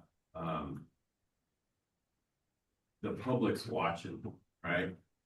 And I think as I listened to Mr. King yesterday, I was super impressed, right? I look at the cost of the structures, and it's hard for me to like take this little pot of money that I have and spend it there. But then now hearing what he had to say, right? I'm like, I don't have to worry in a lot of ways. I can tell, and I can put it in a Facebook post. This has been tested and the steps and processes to getting to this point of install make it so there's no issues with putting in these structures. So the one thing I was going to ask Steve is, so these are the first three that just jumped on, like a whole lot, right? Are there others that are still considering? Manufacturers that are still considering? I'm gonna say there is one, and I'm not gonna call anybody out specifically. I'll try to do this as vague as possible. There's one that told me we are not concerned if we produce microplastics or not, because the public doesn't understand. Fair. There's one that said, I use reclaimed material and I can't hold an MST sheet. So, and then there's two that had no response. No response at all. I think that what you're seeing is there are companies that care. Mossback's the great example. They're a partner here. And if we lead them, they'll provide what we need. And part of this is on the social media side, it's just like anything you do professionally. If I could build it in my garage, it's not really professional. And it doesn't hold a higher standard. And having these companies designing products that are purpose-built for our industry and us adopting and holding them to a standard, it helps us with that public conversation. It is not ever going to be wise to go back to that public and say, well, we do the same thing for herbicide. So many people don't trust that process. But if we trust that for herbicide, how are we not going to trust that with plastic? To that point, a good companion for this may be some kind of education for us as users and for the public to understand. Because if I throw mossbacks in the lake, and I make a Facebook post, and half of the comments are, you're adding PFAS to the lake, and I come back and say, well, no, it's not PFAS. Well, we're kind of both uneducated because I can't say exactly what's in that plastic. And the public here's, Flint, Michigan problems and automatically associates PFAS and all plastic with what we're doing. That's exactly right. So what you need to be able to do is say, I reviewed an SBS sheet. Mossback fish habitat I'm using in this situation can't produce PFAS because it doesn't exist inside the product. Yeah. And that's a one-on-one education, and it's not always going to be a great conversation. No. But so is 90% of what we do. Mike, does Earl have any comments online by chance? He just went through this over the past year, planning a large structure installation that relied heavily on plastic use. And that was shut down, I think, within a week before their planned volunteer day. And he had to switch to natural materials very, very, very quickly. Yeah, Rebecca, am I on? Yes. Okay. Yeah, I'm sitting here really struggling with this conversation. On one day, I took a walk along the row of driftwood that was up there, and I filmed a video, never published it, but I could easily collect 50 pounds of plastics in 50 yards just from what had washed into the lake. And then I know that we have Lavahada Hill a little ways away that drains into the Santa Fe River.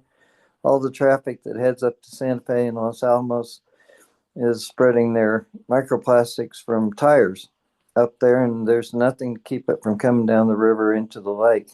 And those are true microplastics. And then, of course, we've got Santa Fe and Los Alamos and Espanola, where people are washing their clothes and all the microplastics from their clothes are coming into the lake. So the fight against microplastics in Cochise is really a losing battle right now. If I don't get the domestic sources and the non-point sources under control, and so the our contributions so minor, but that's like saying, well, so and so didn't get indicted for classified documents, so therefore we ought to let this other person go. It doesn't make any sense. We've got to hold the higher ground. I do still have 20 miles of drip tubing out at my East Mountain property that I don't know what to do with. I know the material. I know the MSDS. I know it's used for water, but still I'm hesitant to put in the ground. We use a lot of 3D prints, and we know exactly what material we're making those 3D prints from, and they're very clean.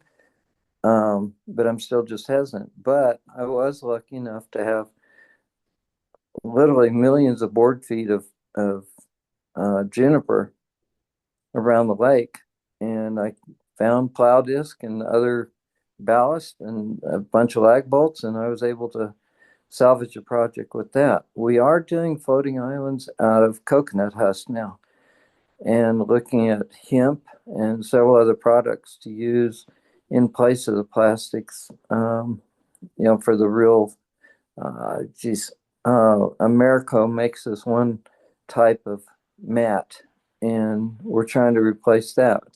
Elephant Butte was brutal. When the lake would go down and those habitats got exposed for months, it would degrade those plastics. They'd break. The plasticizers would come out of them, and some did better than others. I'm not going to call out anybody, but I got plenty of pictures of broken habitats and degraded habitats. So I've got a ton of experience on this. But in reservoirs where they're going to get dry, that's where we really need to get worried about it. If they stay underwater, the degradation's not nearly as bad. But boy, if you put them up on the shore, they fall apart in a hurry in the Southwest. So I've got tons of experience. I did present a presentation. I think I called it Rock, Paper, Scissors a couple of years ago, and talks about making decisions between the different materials. And I'd love to participate more. I'm busier than heck, but definitely this knowledge, anything I can do to share lessons learned from using plastic, I'm totally on board with helping. Thanks, Rob. Some of the challenges he faced were very regionally specific too, and I think that circles back around to your point of we need the regions to be more consistent amongst each other. We did not expect his project to hit such a wall, a hard wall. Lynn? I'm looking at this as a best practice. It doesn't say best practice in the title, but it does talk about best practices in the document. So I think I feel very comfortable supporting this from this entity's point of view when we say this is best practice. We're not telling you have to use these manufacturers. We're telling you this is what we would like you to do, even if you build them yourself in your garage. And so I don't know if that means we put in practices in it, and it refers to being included in best practices section of our view, but I think that may make people a little more comfortable with the fact we're not telling you have to do these things. That's up to your state or local government to tell you, or federal government to tell you what you can and can't put in water. But if you're going to put stuff in water, this is what we'd like you to look at. Yeah. Maybe I'm off track, but I'm on to recycle. And I have a concern as I think about a couple of projects. And I see places that people are utilizing in the reef balls recycled oyster shell, which has a requirement, which is more calcium carbonate, which especially that's lighter than silicate rock. So it might have some benefits. It's still not as strong. But since there are some estuaries I know of that are already using recycled oyster shell, if you term recycled and you're not cautious, then you might rule something out that's beneficial. With all kinds of standards for recycling and using oyster shell really established, but be a good way in the top of the mountain to get rid of oyster shell. You got to come in and shipped in, it's like, oh, we got a use for them. At the same time, we don't want with reef ball recycled concrete because of the components that are in the recycled concrete of an issue. So I don't know how you word that and look at, okay, what's an acceptable or approved sequence for recycle that is assuring that? Yeah, that's in there, we talk about recycle versus repurpose. You know, because if you're gonna grab plastic from a field and say, I have hundreds of feet of this from an irrigation project, and it's being donated to me, you know what has happened with that. Like, you know how long it's been, you know where its original source was, what its use was. That's probably not a great piece of material to use. And the whole thing is not about you should choose artificial habitat. This is, you've went through your process, you've decided that an artificial habitat is what this situation is needed. And as Lynn has mentioned, now here's my best management practices. We're picking what am I actually going to do. I've already went down the process and ruled out natural materials or using them in concert. In a lot of our projects, like what we did Brownwood, use reef balls, moss track, and natural material. Because if I'm trying to build the best project, that's how you actually do it. Well, I think that, that thought process is important because our number one critique on Facebook that people get is, oh, you're just using plastic because it's easier for you and it's making your life easier. Duh. Well, it does, it does, yes, that's not the only reason. There's other factors, but. Yeah, they definitely hate government efficiency. All right, has everyone had a chance to vote that wanted to? Okay, all right, go to the next slide, Mike. And, oh, shoot, I thought I added a commentary piece there. Never mind, I guess I didn't. Does anyone else have anything that they would like to add to the larger plastics discussion? Okay, thank you. I think as Rebecca, this is Earl. go ahead, Earl. Hey, there was a study done here in New Mexico. I think it came out of New Mexico Tech, and it actually showed detection of microplastics in the brain. And anyway, I just want to highlight that study. A lot of times we aren't talking about things that are digestible or stuff like that. We're talking about things that are going to get into your bloodstream through microplastics.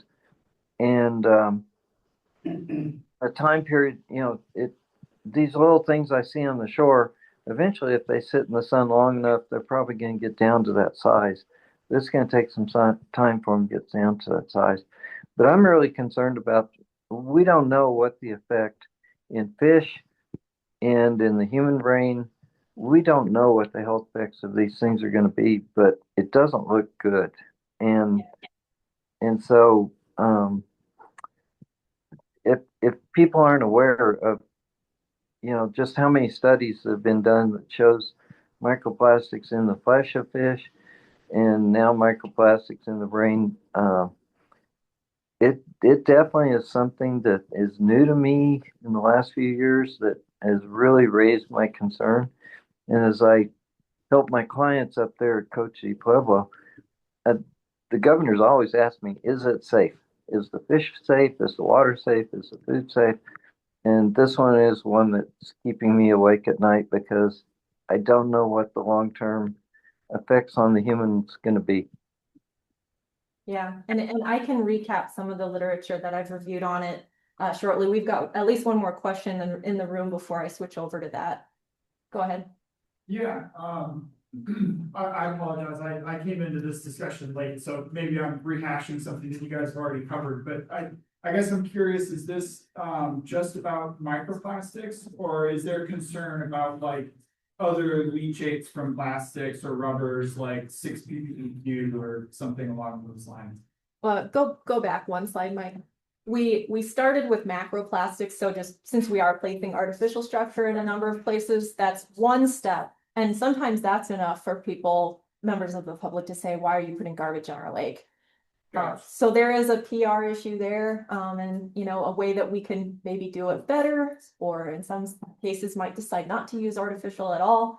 And that's one topic we wanted to talk about. And yeah, and then now we are transitioning into talking more about micro and nanoplastic issues, which obviously are coming from a wide variety of sources, not just us. However, if we're putting plastics in, then we're potentially contributing to that.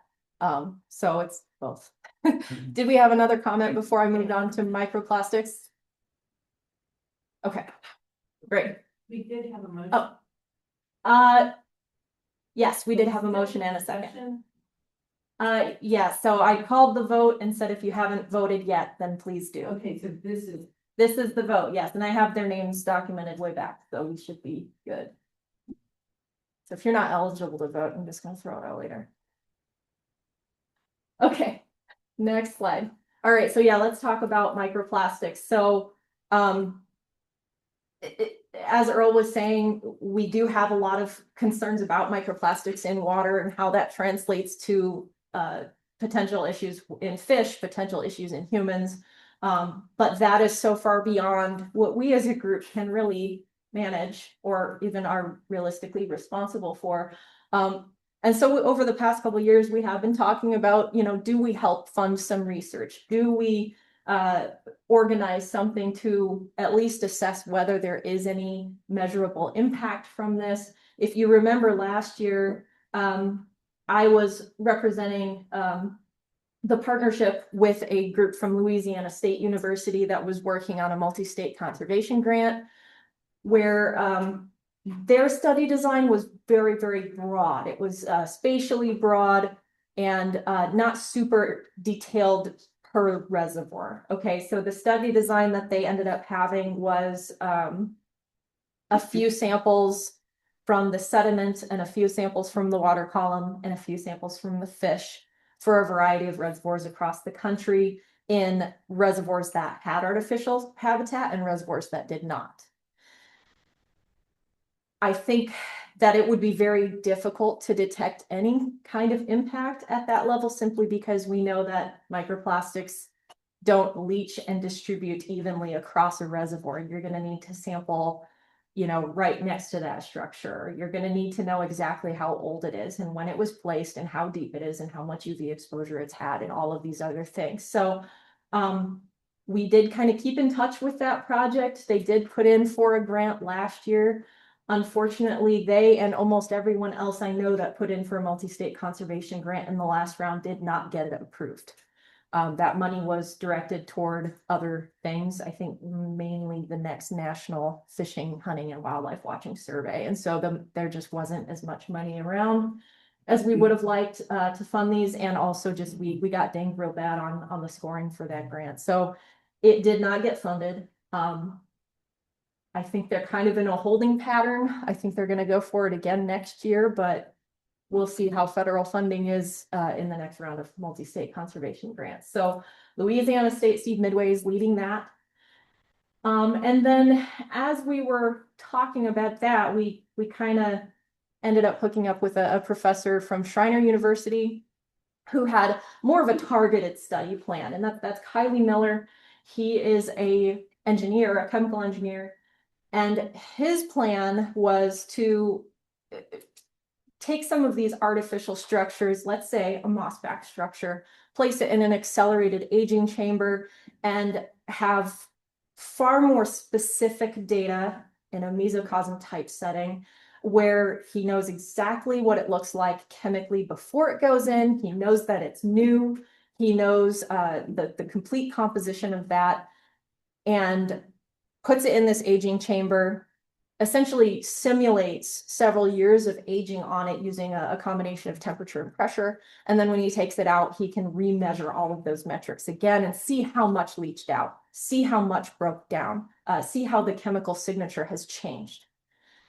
We wanted to try and support perhaps some graduate work with Dr. Miller. We did not get that figured out in time for the multi-state conservation grant period last year, but it turns out it probably didn't matter because they didn't approve any of these grants.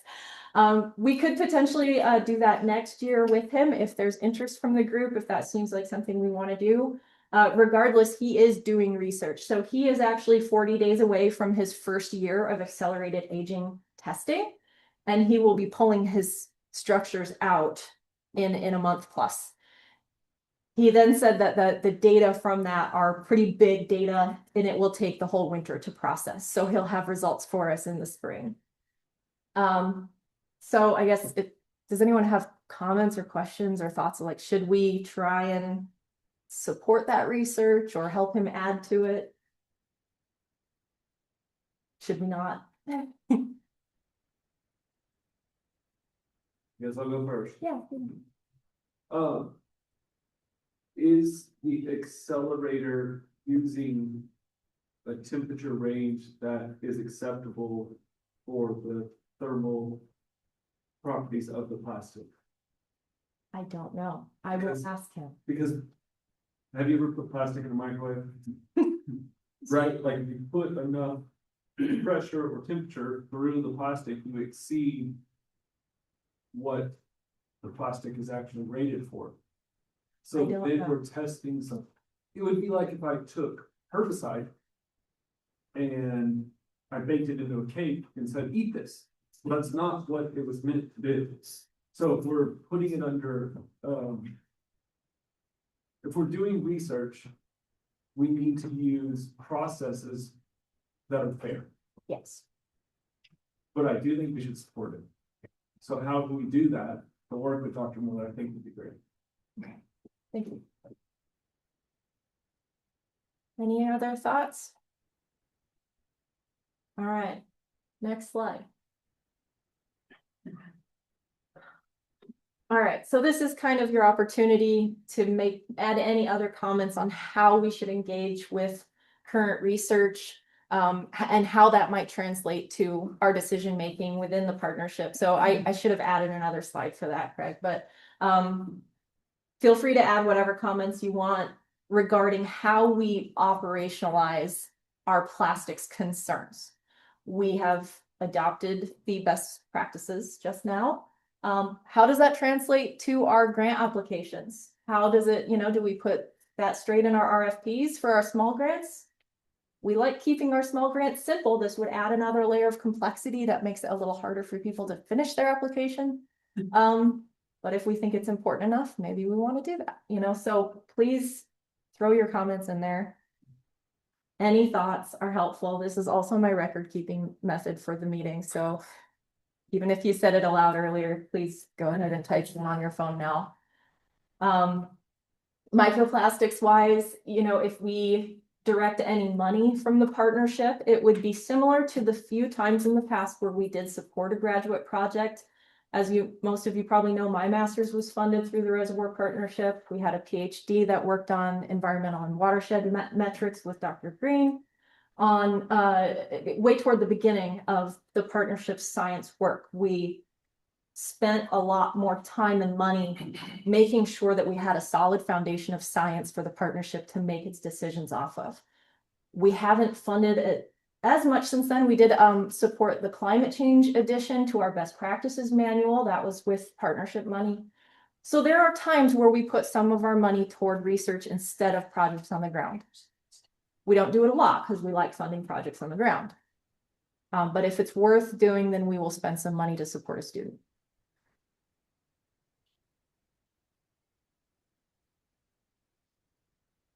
All right, good. At least one comment. Thanks. Okay. Yeah. This is Earl. Hey, in my experience in the last year, having to find a whole lot of more funding than just for fish habitat, found out there's a lot of nonprofits out there that would probably be interested in this study instead of keeping, just going down the multi-state funding and traditional funding routes. I do believe I could find some nonprofits that would want to contribute to this study. So I'll take a look, see what I can find. Wonderful, thank you. All right, good. Do we have a budget? What kind of dollars are we talking about? It depends on well, in the past has depended on federal funding year to year. Speaking with Johnny's team, he wants projects on the ground, so we haven't used any Bass Pro money to go toward research. I think if the federal money stays stable, in the past, we have funded, let's say, 40 to 60,000 in support of a graduate student per year. Would that be one of our projects? It would be, yep. So we actually have a project types. Research is one of those project types. So if you look on our grant dashboard, we actually have those showing as well. You can filter down to research only, and I think we've got mine, the watershed metrics one, the climate change one, and I think there was another study that we funded a couple years ago.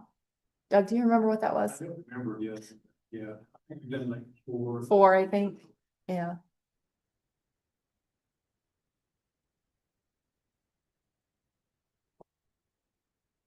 So on that topic, that comes out of our pile of money that we get from the feds, right? So what that means is that might be one less project that we can fund on the ground. How much money do you think is appropriate? What if it costs 80,000 to fund a grad student per year? Is that acceptable? I threw up there, outside of our traditional project funding, each state of the 30 partnership states contributing 5K, which relative to everything else we spend in a year is a fairly nominal cost. That comes up with 150K, right? Which then you're talking about potentially being able to fund like PhD level research. I struggle with going down traditional paths like AFWA and multi-state conservation grants because it's a little bit fox watching the hen house. There's a fear, I'm guessing, among administrators related to the microplastics that are coming out of other components of the outdoor recreational consumptive industry. Shop shells, go down the list, right? Baits, all this other stuff. So I think if we compartmentalize and keep it within this room and focus solely on fish habitat, we're staying in our lane and we're going to be able to get things done. But as soon as we start trying to hitch our wagon to something that is broader, we're not going to get any traction. We're not going to go because there's going to be some pushback. That's a really good point. And verbally, we did have, very strong interest from AFWA for studying structures, and within that more tight scope, how does that activity from management impact the environment, or does it, is it measurable enough? But I do think you're right. The multi-state conservation grant seems like potentially a really good route to fund this, but it might not be for that reason, because we don't want to talk about plastic bass lures right now. We don't want, there's a lot of other ways that plastics are put into the environment, often through fisheries management or through fishing, that are outside of the scope of what we are talking. Yes. I'm not going to speak for the companies, but as a business owner, if this has the potential to regulate what I can produce, I would probably like to be involved. So there's no reason that we can't set a proposal and take it back to commercial habitat manufacturers and say, all the states are willing to put in 5,000, and you put in X number to join us, and that would give them some ability to review the process and make sure that it is fair to what the expected outcome is. And also, because they're involved in the process, if they need to adapt and change, their options right now would be if a research came out and said, we're going to use plastic, then they're laying off, I'm going to say, if Mossback alone, 18 people have no job. So it would make sense to me as a business owner, put my money towards this, because if I can then develop a process or a product that is sustainable, I can continue to have a business. And we're in here trying to make best decisions on what should we use. But there are real life people that are gonna get affected by what happens. And that's why I say that it has to be a fair process. Yeah, I think to your point, and I'm obviously not someone who votes, but I'm a member. I think it's critically important to understand the test of bill before we start sending money. Right, but they, Any universe can create an outcome. Any process can create an outcome you desire. If you desire to show that drinking out of plastic water bottles is harmful, you dig deep enough, you press hard enough, you can find the variables you want. Right. That's science. My concern is that how do you guys control the university to use the controlled environment that the product is in so that you get a true outcome? Also, because, you know, the study in New Mexico where someone drinks water and they find microplastics in their brain, will look at everything you get at the store comes out of a plastic bottle, including babies drink out of plastic bottles. I mean, it is a huge consumption element going into our bodies where a fish is passing water through the gills and absorption, you know, through the skin being next to it. There are many variables to understand how it impacts a fish versus how it impacts a human. So I would just say that I would want to have a very specific student tell me, if I was a manufacturer like Mosbach, what are you trying to recreate? So I think it's vague today to say, yeah, we want vacuum. Just a third party as a businessman saying, I want to be involved in the process if I was Mosbach. I think having everybody, manufacturers, the states, develop a project, RFP, if you will, that specifically outlines some of the things we're talking about. That puts the sideboards on, you know, puts the clamps on, I guess, on the scientific process. You know, it allows them to be focused on a cardinal direction and try to come up with an objective assessment of impact. All right, that last comment that came in, if we're adopting the best management practices, we should stipulate that artificial structures used in projects we fund should adhere to those standards. Go ahead and comment on that, comment online if you can. Do we want to make a hard line? Do we want to set this as a minimum requirement? Or do we do what we sometimes do with other scoring criteria? We rank, if you follow all the criteria, you get a full score. If you follow some of them, you get a partial score. If you don't follow any of them, you get a 0. And ultimately that translates to project ranking. Projects that don't meet our standards do not get funded. How do you want to operationalize those standards? Any comments? Yeah, go ahead, Earl. Yes, Earl. I'm not a voting member, so you can take this and do whatever you want to do with it. But I think we're premature in terms of taking a hard line. I would rather see us take another year and really understand the impact we might have on even our small world of fish habitat. But also I think we really do need to think about what our impact, if we took a hard line, what that would say to the rest of the industries and to our manufacturers. And so I would say if I was a voting member that I would take a ranking type approach to it for this year and then talk about the hard line next year. Thanks, Earl. I think some folks online agree with you. The nice thing is, since there's a survey with very clearly outlined questions, this will be really easy for us to implement. Lay them out, check all the boxes you're actually going to follow on this project. And that translates to a score, whatever, out of 10. So very easy for us to implement very quickly. Yeah, Mark. I mean, just for the small grant, I'm just thinking from a practical standpoint of the guy next door, he's gonna need a shopping list and what's approved, what's not. So if there was ever a hard line or even to say that here are the BMPs. You can have this nice general guideline, but Mhm. if it doesn't tell me that this specific I can use this product, I can't use this product, then it doesn't do him a lot of good. Because he's probably not gonna spend the time to. I do think we could easily refer them to the working group and say, these are the people that have signed on to this. I think that's how we would probably, because again, we don't want to prop up just one manufacturer over all others. However, at least 3 companies have signed on to this already. I guess I'm also thinking of like the guys that are making their own Mhm. instructors as opposed to purchasing them. Mm-hmm. Yeah, the more online resources we can develop, the better. I probably need some help with that. So anything that we do know about different sources of plastics that aren't prefabricated habitats, we should put online. Yeah. All right, hopefully you have all had time to put your comments in. Thank you very much. Go ahead, Mike. See what's next.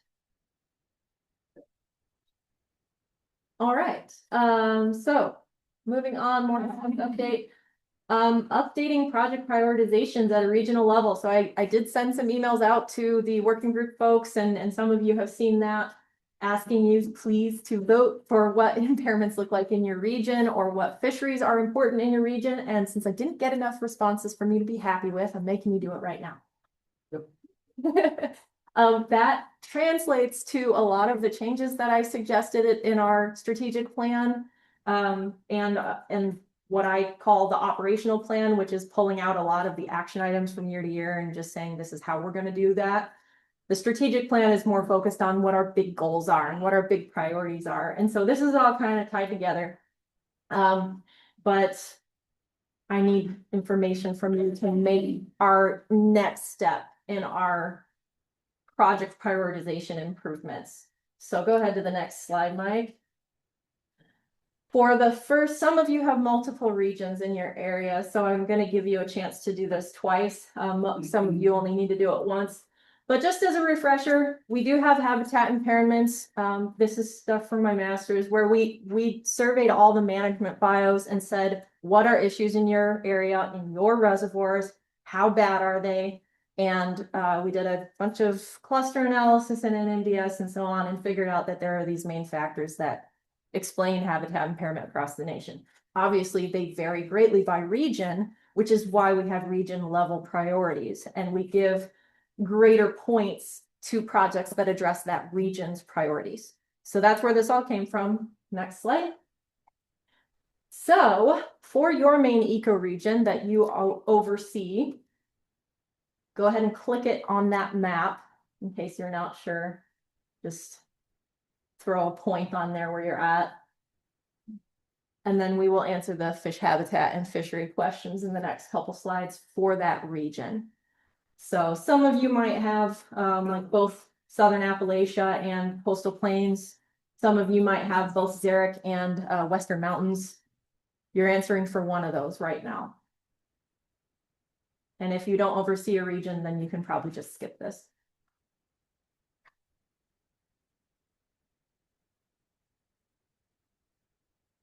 Is there no one from Temperate Plains? That's me, I guess. Trying to be Temperate Plains, but I don't think it went into my spot. Oh, okay. I can always cross-check this with your names too. So it'll be fine. How many responses do I have?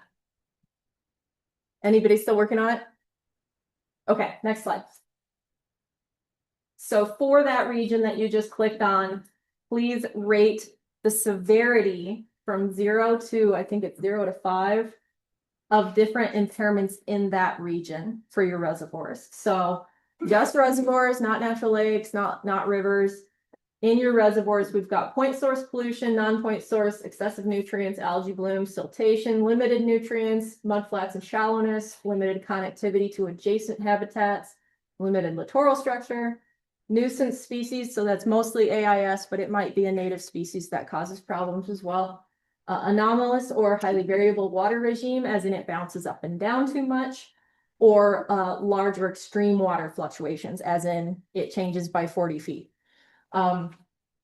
So rate all of those. Those are the primary impairments that we detected across the country. Some of them are not going to be relevant to you in your region, and some of them will be the driving factor in your region. So rate those accordingly.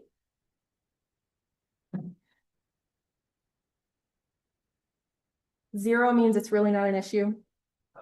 5 means it is a terrible issue, the most significant issue that you are constantly dealing with.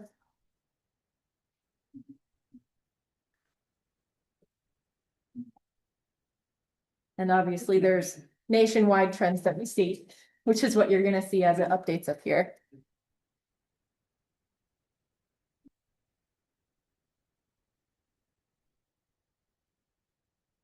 And we will just wait. Does anyone have questions as you're working on that? Can we go back and change our region if we click the wrong thing? Yeah, there's no change. I might have to just follow up with you, but I do have your response in relation to your email, so or to your name, so I should be able to figure it out.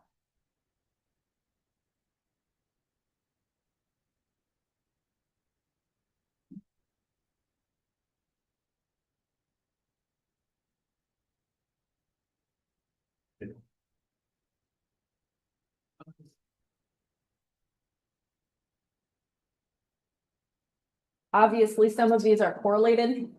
That's fine. Our analysis accommodated for that.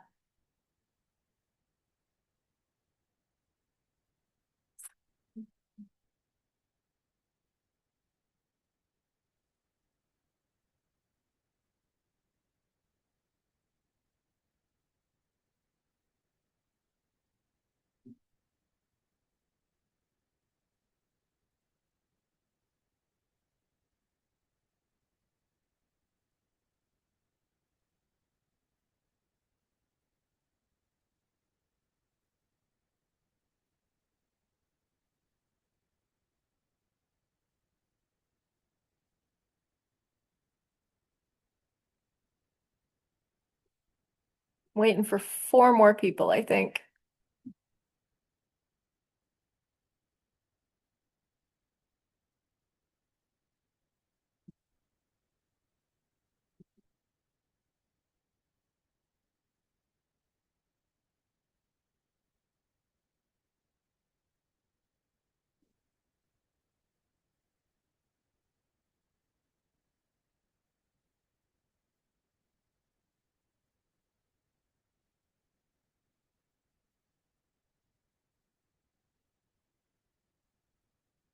If anyone else needs a break, feel free to step out. This will take a little bit more. We've got a fishery question next as well. Waiting for 1 more. Keep going. Keep going? Okay, next slide. All right, for that same region, we're gonna prioritize fishery species. I only took the top ones because I maxed out how many I could list. Go ahead to the next slide, Mike. So of these species, go ahead and rank from most important to least important in your region, same region as before. And there is an other option in case like a top 5 species is not listed on this list. So you have a chance to add it there on the next slide.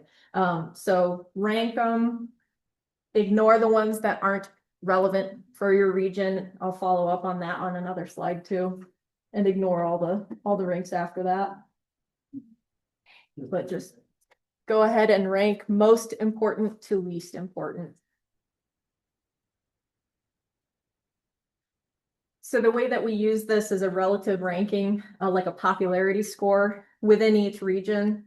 Across all the reservoirs that we had data for, we had ranks of top 5 species. And so we can calculate a relative popularity number from that. And then that's where in our grant applications, if we know that you're targeting largemouth bass or you're targeting crappie with your project, that'll get you a score according to what rank they are in the region.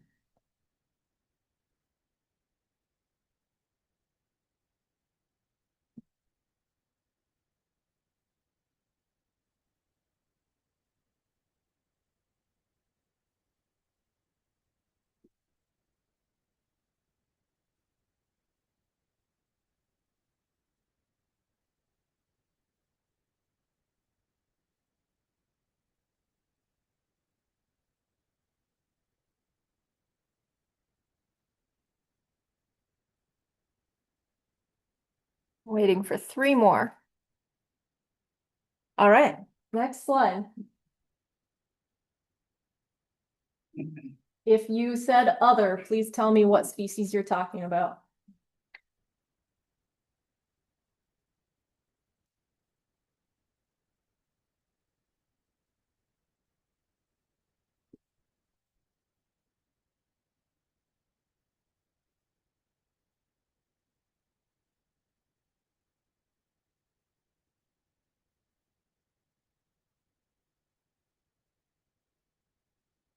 What species of salmon?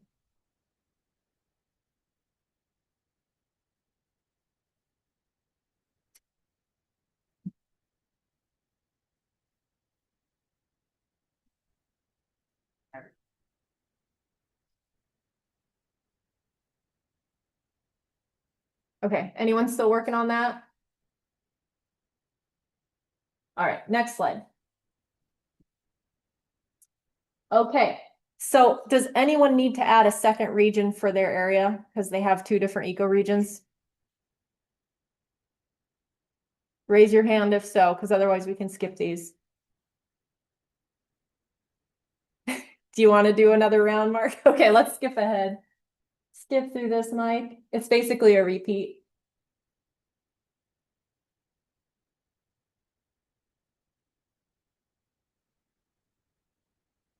Okay, another open-ended question. Are there habitat impairments that you feel are poorly represented by the current system? Anything that we missed?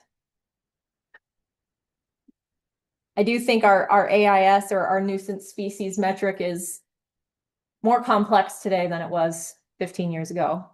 At least for us, it is in Iowa. We deal with a lot more invasive species challenges now than we did back then. We probably wouldn't even have thought of some of those things that we're dealing with today. This Earl. Yeah, Earl. Yeah, 2 items that keep coming to mind is the, we've got an infestation of northern pike on the Rio Grande that has really changed the character of the Rio Grande and Cochise Lake and the river below Cochise Lake. And so Bureau of Indian Affairs and others have been giving us money to go try to figure out what to do about that. Mm-hmm. And so that comes up, even to the point of, you're talking about what other species. We might even consider throwing tiger muskies in there and just see what that looks like. See tiger muskies going after northern pike. Pretty good visual. But anyway, the other area is the fish impairments when the eating advisories. Mm-hmm. And so Cochise Lakes, unfortunately, is the poster child for New Mexico. It's got 6 different species that have fishing eating advisories on them. And for mercury, or do you know what for? Everything from PFAS for the channel cats to mercury, arsenic, and then actually because of Los Alamos, we do have one with gross alpha.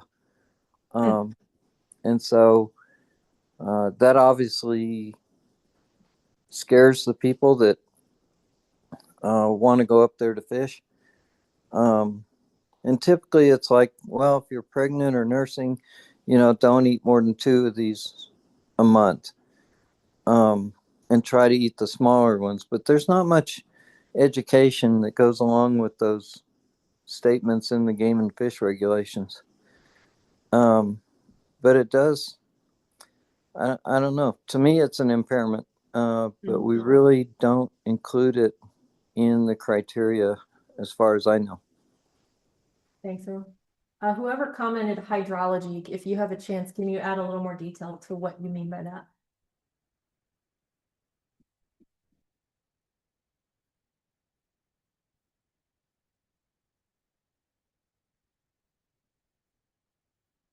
Yeah, it's interesting. I don't think EPA has given or FDA has given a PFAS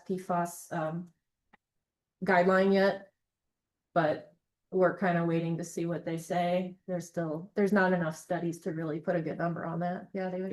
Isn't that also because if they did that, that would influence, commercial operations like beef? Oh, politically, I'm sure, yes. Right. But also, there's not enough science at the human health level Okay. for us to have really good, clear numbers on what an appropriate level should be. But yeah, I'm sure it's, very political as well. I don't know when we could ever expect a guideline on it. Some states are just running with a guideline that they've kind of made up within their state.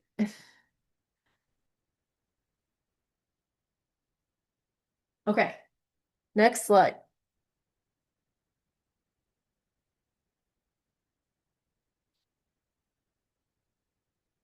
All right, I think this is my last one for science and data.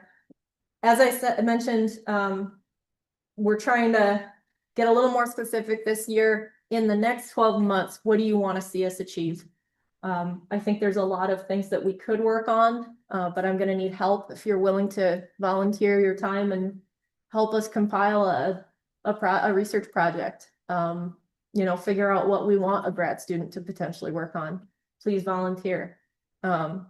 If you think we should not be studying some of this stuff, by all means, put your comments up there. Let me know so that I have some guidance for the next year.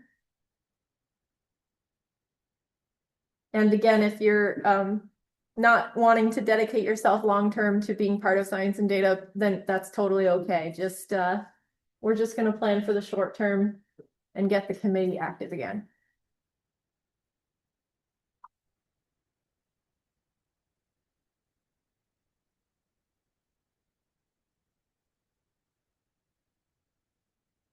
That is a great idea.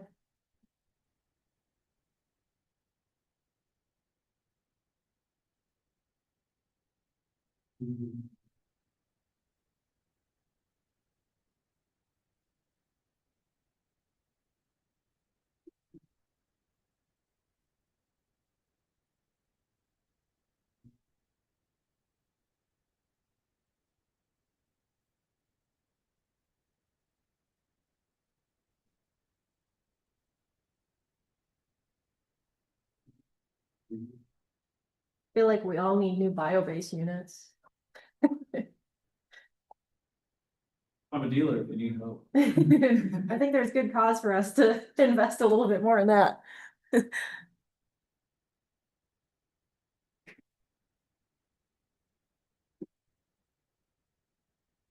Anyone else working on a comment? Okay, next slide, just in case I have another one. I think that might be the last one for science and data.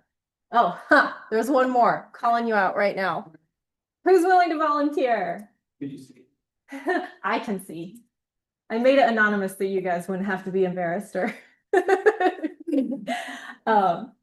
but yes, I will tag you and follow up with you after this meeting.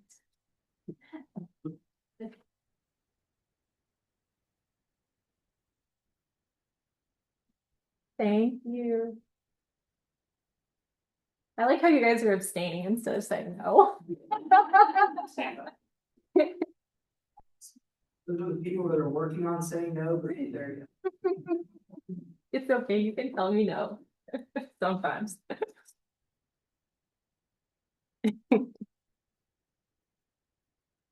All right, I think that really was my last science and data slide. So if you go to the next one, yeah, switches over. So, all right, thank you so much. Any other science and data stuff, just contact me. I will be following up with those 7 or however many people that just volunteered.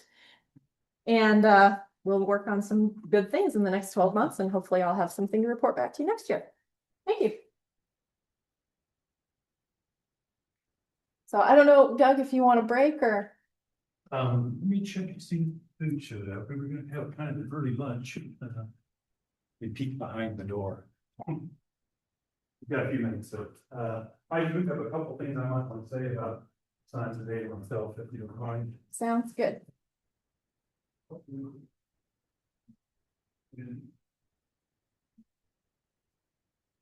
It's here, but just didn't put it, so minutes. I was just going to thank everybody for especially those that just had indicated a willingness to help us out on the Science and Data Committee. The science and data portion of all the NIFHAP partnerships is always constantly reviewed by the working groups within the NIFHAP organization in terms of how active is the Science and Data Committee. They want to make sure that we are using best management practices and using latest information and how we operate our partnership. So I think it is important that we revitalize this committee, talk about how we're doing our assessments, our scoring, using the best science available. So I think this is going to be a good refresher here. I do want to mention something. I'm going to talk just a little bit about something I was going to discuss tomorrow, but it's pertinent to this particular conversation. And that is, there is one other partnership that does work very similar to what we do, and that is the Midwest Glacial Lakes Partnership. And I've been talking with Joe Noner, who is the coordinator for that partnership. And he's indicated a desire maybe to have our Science and Data Committee meet with their Science and Data Committee to talk, see if there's an opportunity for us to learn from each other. So I guess I'd like to hear from you folks. Rebecca, what do you think about the possibility of meeting with a Science and Data Committee from another partnership? Because we're across all the boundaries. Yes. So working with all the regional partnerships usually is all the more, more partners and more relevant data available to us to make good decisions and, yeah. Okay, so I think I will reach out to him and tell him we'll take him up on his offer to maybe set up a virtual meeting of some sort, at least initially, to get the ball rolling on just comparing notes, probably share with them what we have in terms of what we've done in terms of science and data work and what they're doing. They're the only other partnership that works on standing waters. Everything else is stream and river related. So they're really the only partnership that has a lot in common with what we do. So that said, I think we'll pursue that as well. And I'm looking forward to see how this progresses over the course of the year. So Rebecca she's got these new responsibilities and I really appreciate her willingness to to hang in there with us and help us lead us into kind of a new era in our science and data assessments and work going forward. So thank you, Rebecca. Much appreciated for everything you do for our partnership, not just this, but everything that you do. So we say that all the time, but we really do mean it. So that said, we'll take about a 5-minute break here, and the food should be ready just shortly, and then we'll try to have a little bit of an early lunch and get started on our presentations at noon if we can. All right, this one won't take nearly as long, I promise.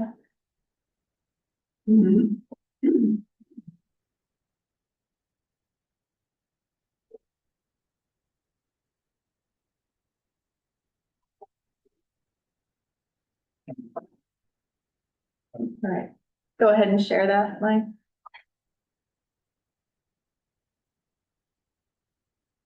And do present, like you did before.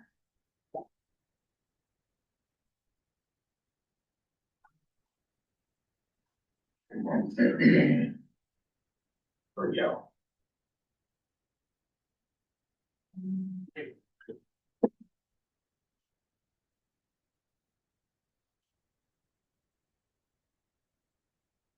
Okay. So now I'm speaking as a chair of the communications committee in my role as the communications coordinator.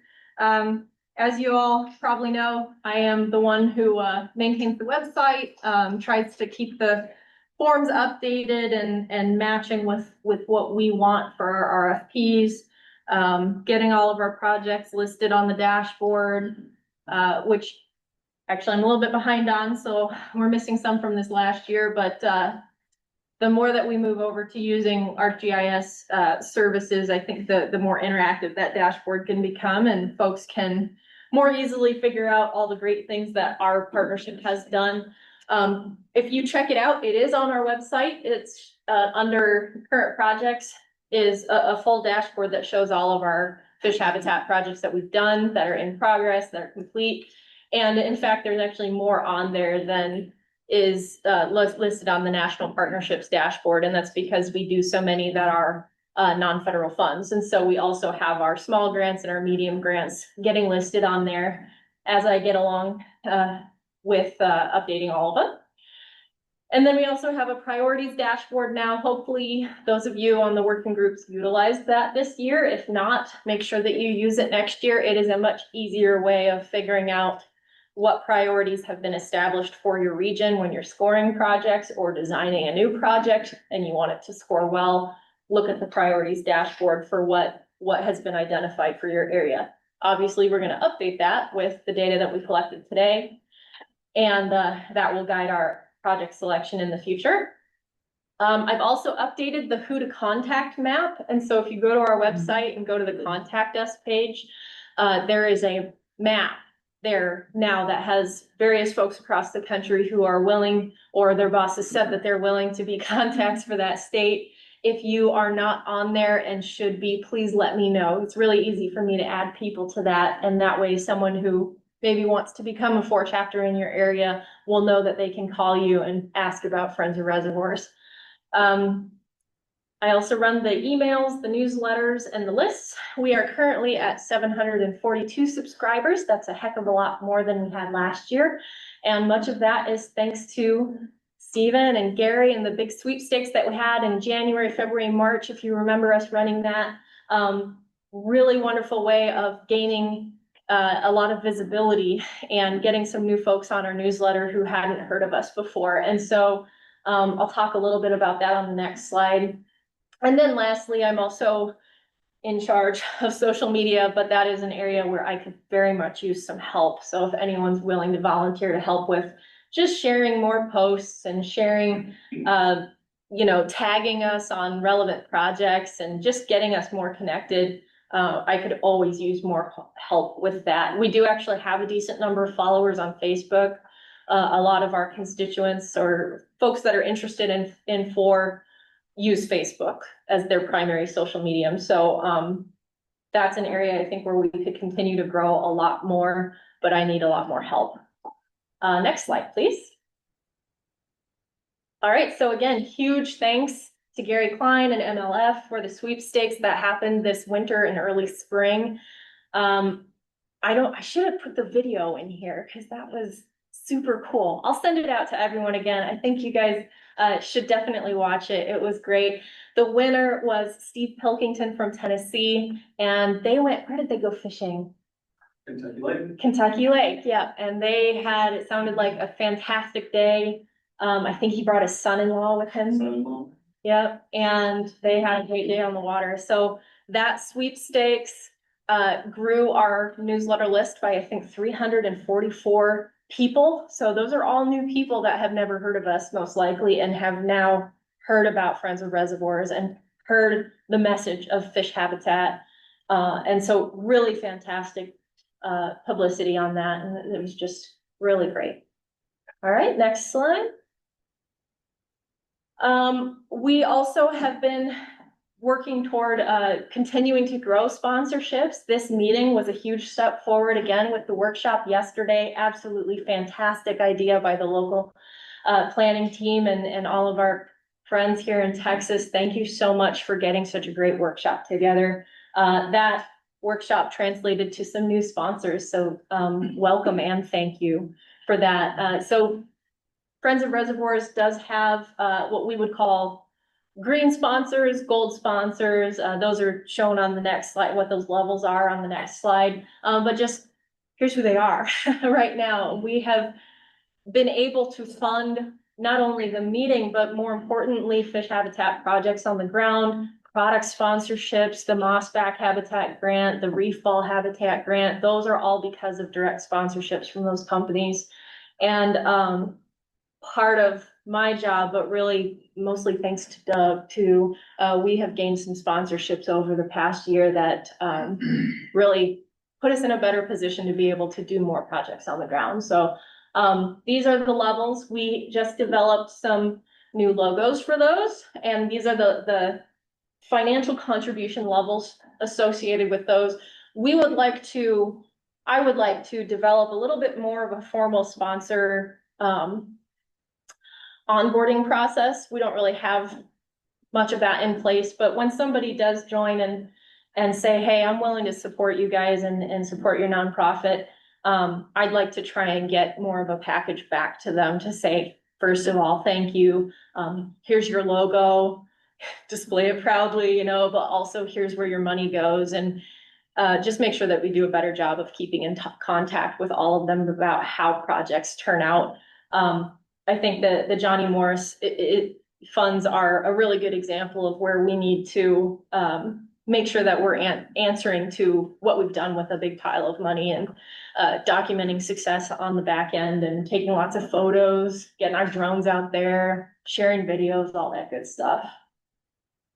All right, next. So with that, I think this is probably my only open question for you guys is how can we better showcase our sponsors and make sure that they know how much we appreciate them.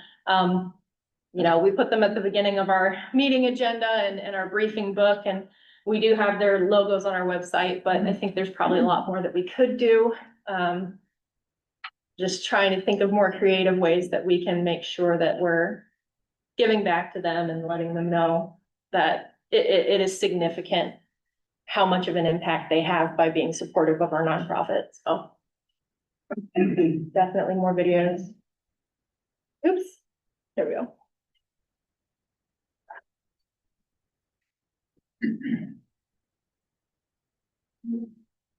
Any comments from the crowd while people are typing in? You were just talking about Facebook and Yeah.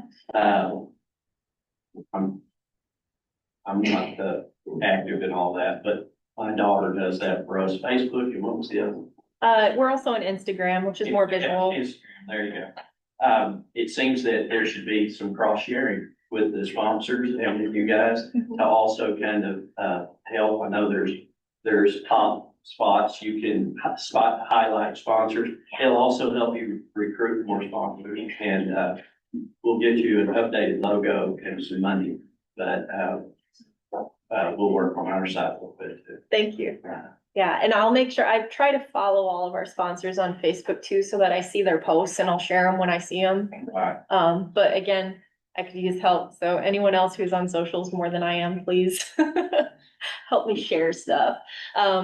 There's plenty of cool news to share because these projects are really cool. There's great when there's a press release or photos or video of work being done. People love that stuff. It's just a matter of me seeing it and sharing it back out. So the more hands I have to do that, the better.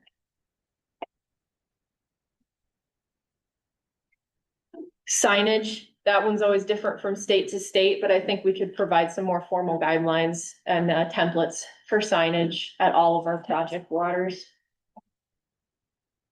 I know some of you guys already do that as part of your state program or fed program, but.